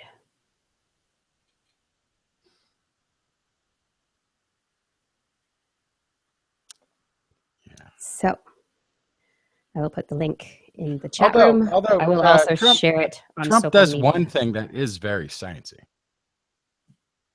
What is that? He's more than willing to reject a fact that he said something in the past. Right. Or an answer that's more factual today. He's not really tied to right. He's not tied to that kind I of can bias. believe this, I can believe that. I'll say whatever it suits me in the moment as the currents change. And yeah, no, it's still not quite how science works. It's getting closer, At least he doesn't stick to his guns. That's the sticking to your guns thing has always bothered me. It's like, there's a guy that sticks to their guns. Yeah, but that also means that they don't change their opinion in light of other evidence. Right. So that is a very good point. It's a slight shift. It's a slight shift. I would say. But then again, I think it's more like that. They asked 1,000 liars. Exactly. Are you lying? Are you lying to me right now? Of course not. Of course not.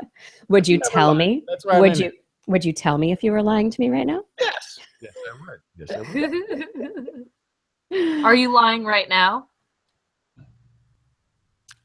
No. No. Of course. Are not. you sure?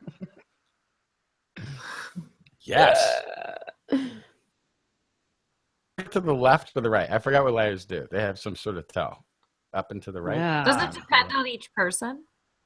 No, there's there is some it's not everybody does it, but there is a high percentage hit of whether you look up and to the left or down to the right or something like this as you release your gaze that says whether or not you lied. Because one is a relief look and the other is a just waiting for the next question look. There is some sort of thing. I can't remember what it was though, so it's totally useless for me to have this information that there's a tell, but I don't know what it is. But there is a tell. Oh my God, you guys. My friend Mike Owens posted on my Facebook post for TWIS tonight. It's almost time for TWIS. Come join us. He said, if you included technology, engineering, and research in your broadcast, you could call it Twister. This week in science, technology, engineering, and research. Yep, this is pretty good. This is the new name of the show. We are now Twister. Oh no, we're gonna rebrand after it's been around for almost 20 years. Because we all know how that goes, right? Yeah, that's good. That'd go really well. Yeah. I love Devo. Thanks for that reference, Conky. Dale Poco, see you later. Have a good night. See you next week. Oh, thanks, Ed. Thanks for posting that link to Facebook. Share to the scientific community. There's a company in Toronto I need to visit. Oh. I need all of us to visit, in fact. Can I be Kiki from Kiki's Delivery Service? That would be pretty awesome. Or are you going to do that, Blair? Huh? What? Huh? Kiki's Delivery Service? Wait, don't tell me you haven't seen this. There's a place in Toronto. Refresher. Really? I haven't seen it. There's a place we need to go to in Toronto. Oh. Okay, where do we need to go? Selfie busts. It's called self-traits, I guess is what it's called. But you go into some sort of thing and they do a 3D rendering of you. They capture all of your 3D. And then I think they 3D print. Or they do have some method of creating a bust, about 5 to 6 inches tall. Oh, so they 3D print a bust of you. Yeah. After a selfie. Blair, you should totally do Kiki's Delivery Service. Have you seen the movie? Watch the movie. You will want to do. The movie is so cute. Such a great character. Yeah, Gord is right. You must watch it. Everybody out there, if you have not seen Kiki's Delivery Service, this is your homework, your movie homework for the week. I know for a while we were doing AI movies. This is your anime Miyazaki film for the week, Kiki's Delivery Service. And from there, My Neighbor Totoro is a second after you watch that. Yeah, Kiki's Delivery Service, My Neighbor Totoro, Pongo, so cute. Oh, such a good movie. Ponyo, that's the one. Ponyo, such a good movie. Yeah, Gord, you're right. Just watch all of the Miyazaki films. All of them. Okay. Homework. Yeah. No, Oh, look, you can even get a dress. They have it. Yeah. There's a. But why did they make her dress sexy?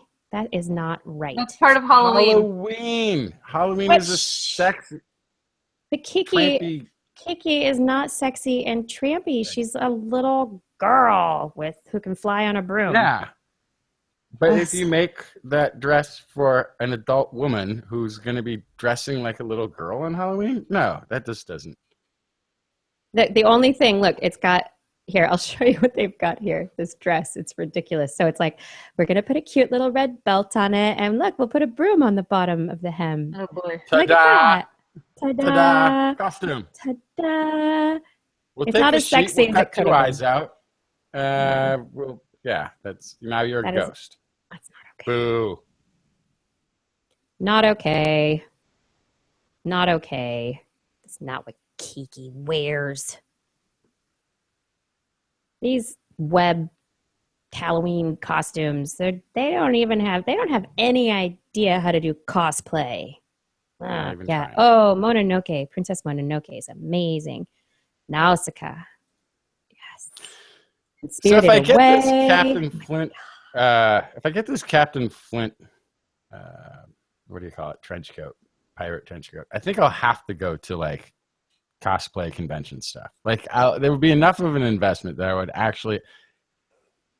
If you go there and you store bought something, doesn't that disqualify you from the inner ring of like people who are cosplaying? Like, don't you have to make your own? I think so. I think technically you Yeah. should make your own So for even then, I'd be cosplay. like, oh, look at that guy who bought a costume online. Yeah, it wouldn't work. No. You really just got to really cosplay. You do it yourself. Yeah. Yeah. Ooh, I could go as myself. You could go. You should go as what's his name? Goldblum. Jeff Goldblum. Yes. Yeah. Have you watched You're done. You did it. I'm there. I have a I costume know. every year. Right. Put on the glasses. He was in what was that? The end of the season of the Unbreakable Kimmy Unbreakable Kimmy Schmidt. Yes. And Goldblum was a psychotherapist, and he's brilliant. He plays himself again. Oh, He's good. It was good. I say every line as though it was a question, and that's my acting form. Just put a question at the end of everything I say. Goldblum. Goldblum. Mhm. Goldblum. I like his guy. What did he have? He had a knot store in Portlandia. Maybe they could buy different knots that were already tied. Oh my god, that's fantastic. I follow a Facebook profile that is literally it's called the same photo of Jeff Goldblum every day. Over and over again. Yeah. Dedicated fan right there. I love it. I love it. Oh, hey. I cannot tell you how many times I've been tagged. In that? That's what, yes. Oh, people have probably sent you that link so many times. Oh, The my same goodness, photo of Jeff Goldblum every day. yes. Same tag of Justin Jackson of the photo of Jeff Goldblum every day. Every day. This is my life. So what do you guys think about what is it? Boy. The 13 astrological signs? This Seconds. happened years ago, and Like during the Babylonians.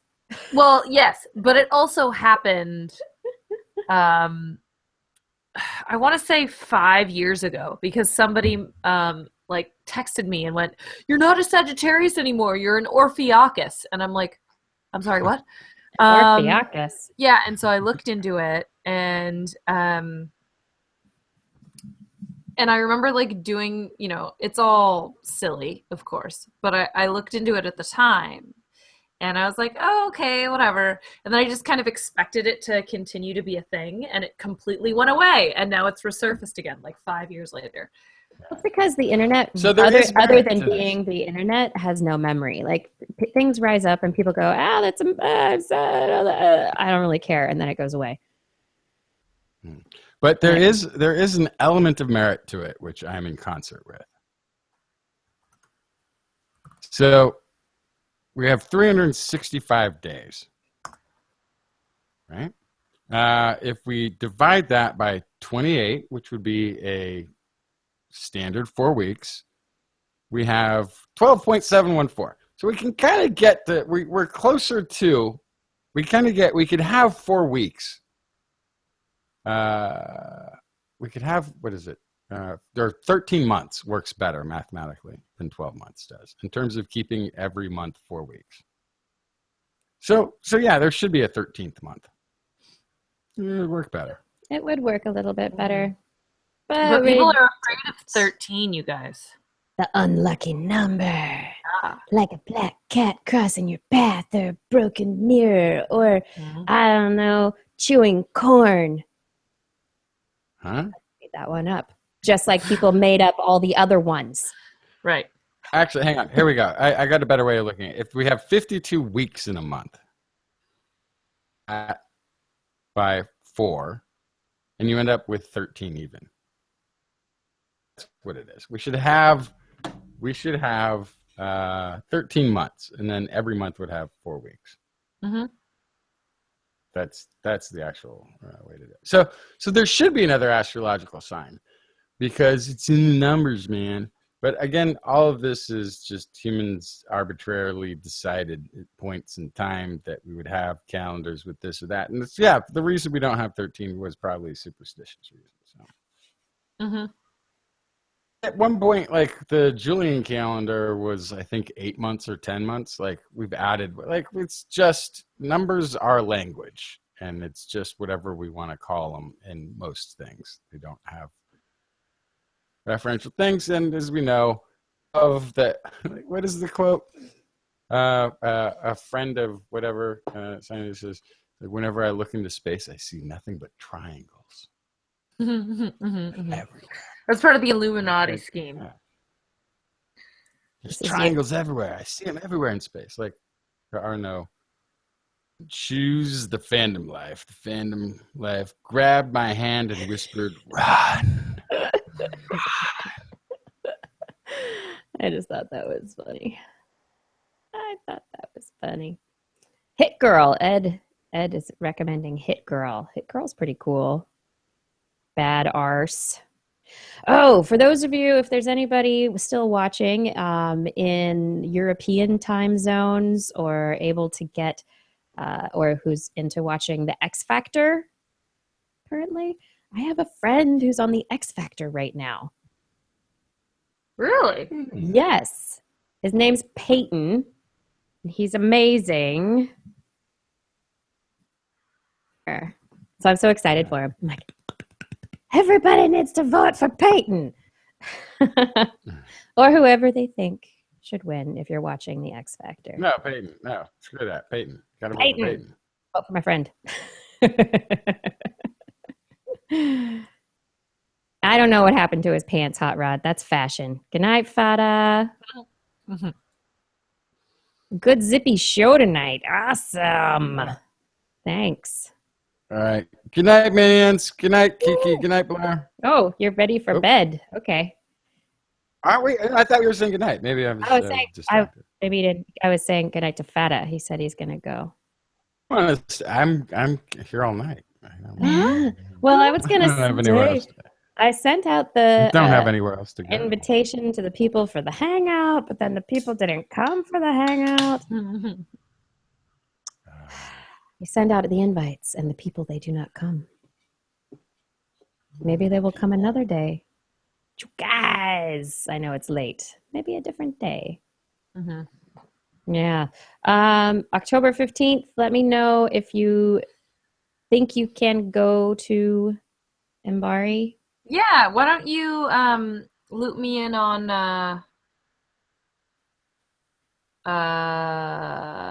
words on an email. Okay, that sounds good. I'll do that. With words. Email with words.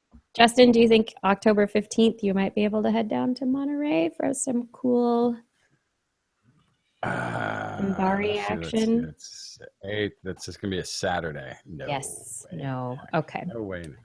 Okay. Just checking. What time is the Your production crew. I'll have to figure something out. What's an Mbari action? I don't know. I don't understand. So we interviewed someone from Mbari a while back, but it's Monterey Bay Aquarium Research Institute. So it's kind of backstage with the people who do the robotic under submergibles, the submarines, all the cool stuff, the explorers of Moss Landing and the Monterey Bay area.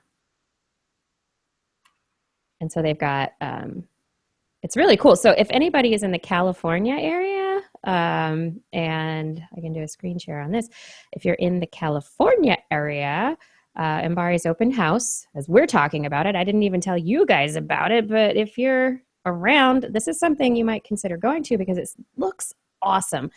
I will put the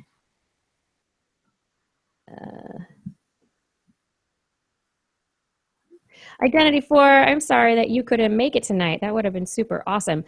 Let's see. So we've got the location and then the presentations. And so they've got Antarctic adventures, food webs, being at sea, food webs, bioluminescence, impacts of climate change on ocean life, more bioluminescence, mysteries of the deep movies. Yeah. And then they've got activities and other things that for kids that could be awesome. So somebody who's doing one of these presentations could talk to me? Is that the deal? Yeah, so I don't think this guy is doing presentations, but he is a graduate student researcher who works at Mbari. And the Mbari media people tweeted back to me earlier this week, and they were like, "Oh, what you talking about?" And I was like, "I don't know what you talking about." And and they put this is behind the scenes what really goes on. Like, I don't know what you talking about. And then they tweeted out to a few people, and one of them, James Bell, otherwise his name is James Chesso on Twitter. He said he might be involved. Tweet me if interested. So it sounds like he does deep sea research, but you could, get there, talk to him, do an interview. I mean, we could also maybe try and, if it doesn't work out for you to go there, maybe we can get him for an interview the week prior on the show. I think I might be able to go. The main thing I'd have to check on though is if we want just audio, that'd be easy as pie. Yeah. But if we want audio and video, that's going to be harder for me to do as kind of a one-man band. Yeah. No, I get that. It'd be a one-woman. One human production team. Yeah. How did you do it last time? Yeah. Did you have your microphone attached to your cell phone? Yeah. So I had my microphone plugged into my cell phone. And was your dad being camera person? My mom and my dad were there. So they were helping with the cameraman duties. So, it's not that it'd be impossible, but... Do you have a selfie stick? No. But I have a tripod. How about a tripod? Tripod. Yeah, I have a tripod. Yeah. So, I could do it. It's going to be harder by myself, but I could probably do it. Yeah. But this is just things that I would want to know about. Yep, exactly. So we can talk about it. Yeah, we'll keep talking about it. Figure it out. One man banding it is always intimidating, but I have faith in you. Right? Good. Thank you. And then I'm sure there would be lots of things. I don't know. I don't know. I don't even know what there is to see there. But, it's really about, having that quick conversation with somebody and finding out, what he does, what they do at Mbari, and just kind of doing that quick conversation. Mm-hmm. Tell me about the fascinating aspects of your science. It's not like, yeah, you're not being interviewed. You just get to ask questions. That's the easy part. Right. It's the whole having to come up with an answer that sounds somewhat logical. That's the hard part. Yeah. Oh my goodness. So somebody on Twitter posted from the presidential candidates on science. Clinton. Oh, did I just lose it? It was Clinton. Science is our future. And then it was, I think I lost it. I moved my... So which is, I Never think, a mind. terrible quote, because I would want that to be science is our present. Like, Right, but Science is our We'll past, get this- present, future. we'll get the science in the future. Is what It's that not sounds even- to me. it's not our even a future. quote. We're get it's not even eventually. it's not even a quote. It was just like, somebody summarizing the candidates' positions. And basically it's like, science is our future. And then Trump is like, science, whatever. And then Johnson, science is hard. And Stein, crystals. Stein. Oh, boy. Oh, dear. Come on with that, Jill Stein. Also, vaccines are real. Vaccines are real. Ooh, there's an alcohol substitute I mean, that this is- could hey, get you that's- drunk without that's a hangover. Hmm. well-known thing that Trump is often called out for having been, birther and 9/11 truther. Very seldom called out on the fact that he's one of those vaccine nuts, vaccine autism connection people. He's one of those too. Mm. Freaking Of course he is. anti-science possible thing that there's been. Doesn't believe in any of it, or at least knows that he has votes in saying that he doesn't believe in anything. It's sort of hard to tell. When you've got a con man when you got a shyster sales guy like that, you never know if he's really believes anything that he's saying, or he's calculated that, hey, I can get this group by saying this and get this entire group by saying, yeah, I'm going to dedicate the special wing of the FBI to go and investigate ghosts and aliens. He will get votes. Oh, he hasn't even thought of that one. No, it is. That's the Stop. one. I'm going to Shh, create might the hear you. X-Files for real and fund that, because we got to know why our people are getting abducted and visited by poltergeists. There's more people that believe in that than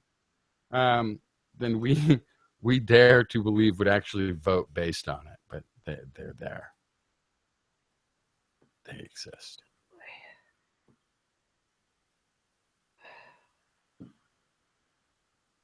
Goodness.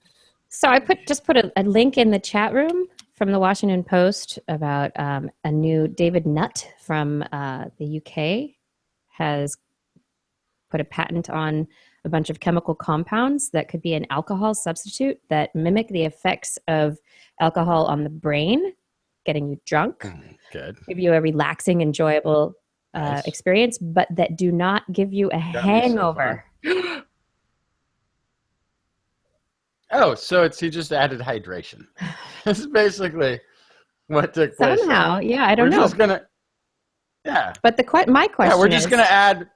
We're gonna add like one of the, because you can put a powdered mix into something, right? Which gives you all the electrolytes and everything, and creates that drink that's super hydrating, even though it's not a larger volume of liquid. And it doesn't have calories, Kiki. I know. It's a bunch of salt and electrolytes. It's sodium.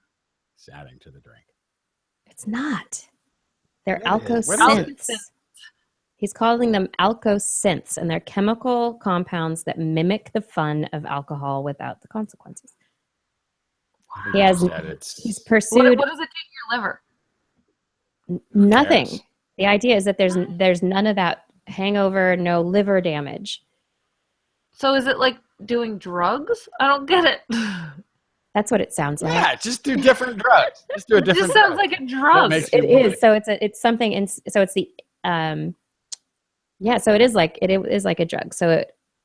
But I mean, alcohol's a drug when you think of it, except that it Yeah. causes liver damage and all that kind of stuff. And it tastes good. Tastes good, right? So let's try a new drug that we don't have 1,000 years of history Yeah. with to know what its effects are. Yeah, that sounds like a good idea. That's a good replacement for something that we really know how. But I wonder, so what I wonder, would you rather have alcohol that doesn't give you a hangover? You get all the alcohol effects, or would you like a pill that would make you instantly sober if you were drinking alcohol? That one. I'd much rather have that one. Yeah, that one sounds like that would be useful. Right. Oh, I need to drive That home sounds now. useful. Pop the pill. Right. Yeah. Oh, Or, oh I'm- crap, my boss just walked into this party. There we go. I need to be sober. Yeah. Or, wow, that is the most beautiful woman I have ever seen in my entire life. You know, I better check that. Reality check that real quick. Am I making I good mean, choices for my life? I need to Let me need check a that. reality. Quick little reality check. Right. As long as it doesn't have any other side effects. That's the thing. We don't know. Yeah. We We don't know. don't know. Huh. Oh, all right. It's 10:30. I waited Yeah, for the it's time people for and the bed. people did not come. We Yeah. talked about the 15th. Maybe next week we can talk about booking some flizzites. Yeah, we gotta book flights. I have to figure that out. I'm gonna start. I'll start looking at flights before I go to bed to kind of get my head around what possibilities there are for our travel. Yeah. To Baltimore, and then yeah, we're good.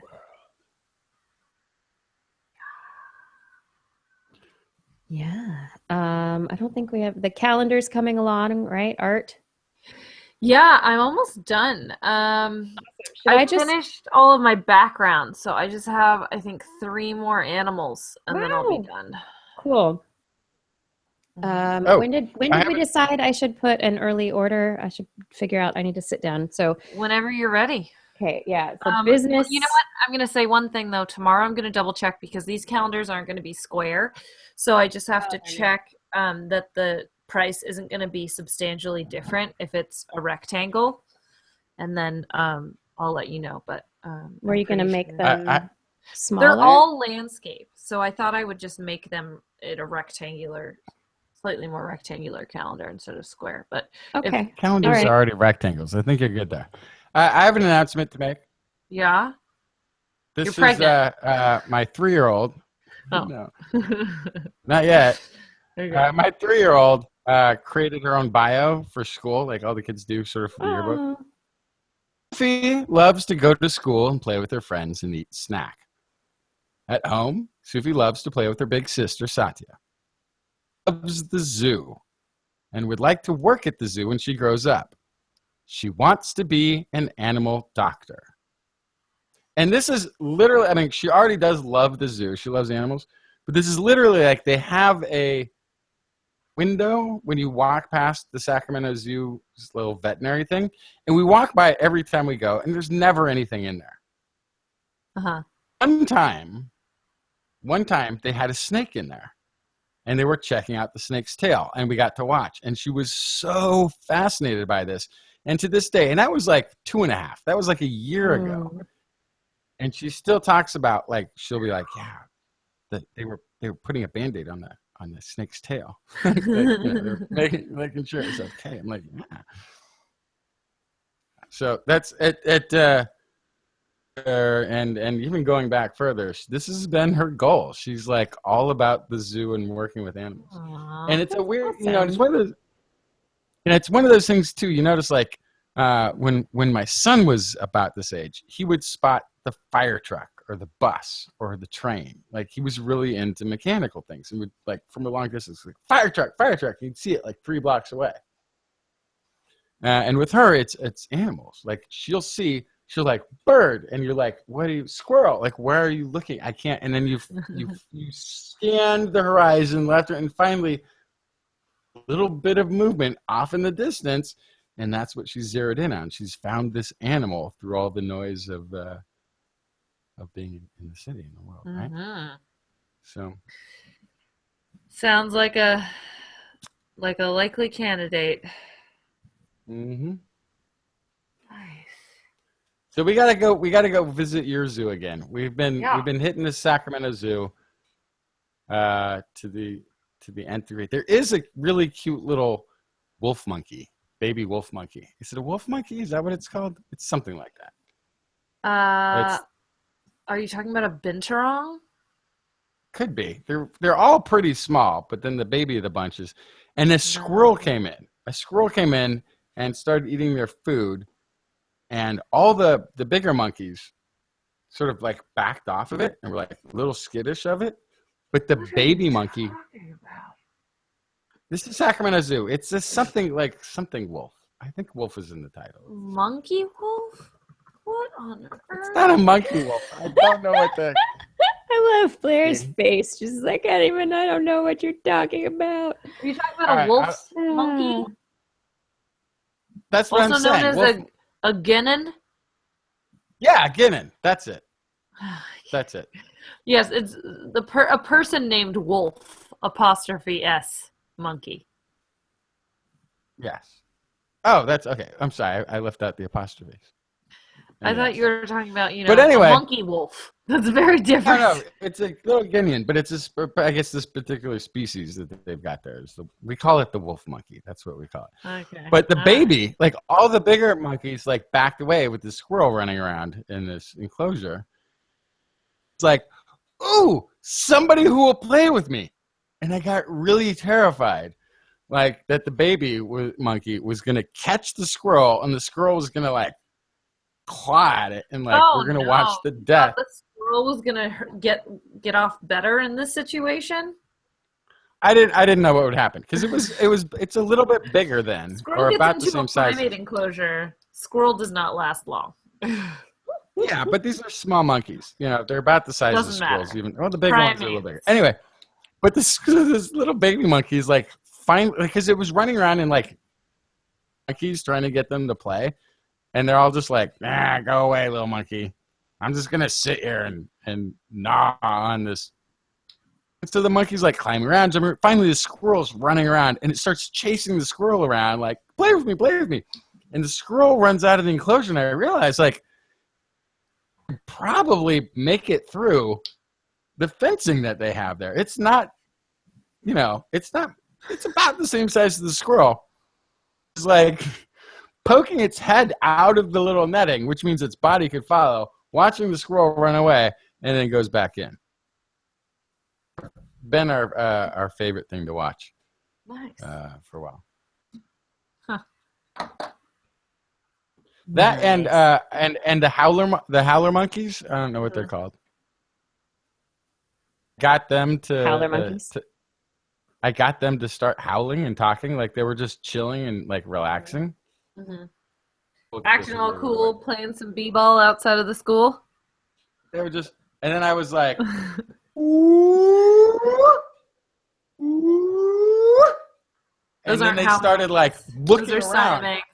Siamangs. That's right. That's the one. It was. But they were like, oh yeah. So they were, but then they started like looking like there's another one. There's like not just the two. And they started woo woo, and they got really super vocal. And I've noticed like I've got these tricks now, like the jaguar. I can get the jaguar like. Jaguar.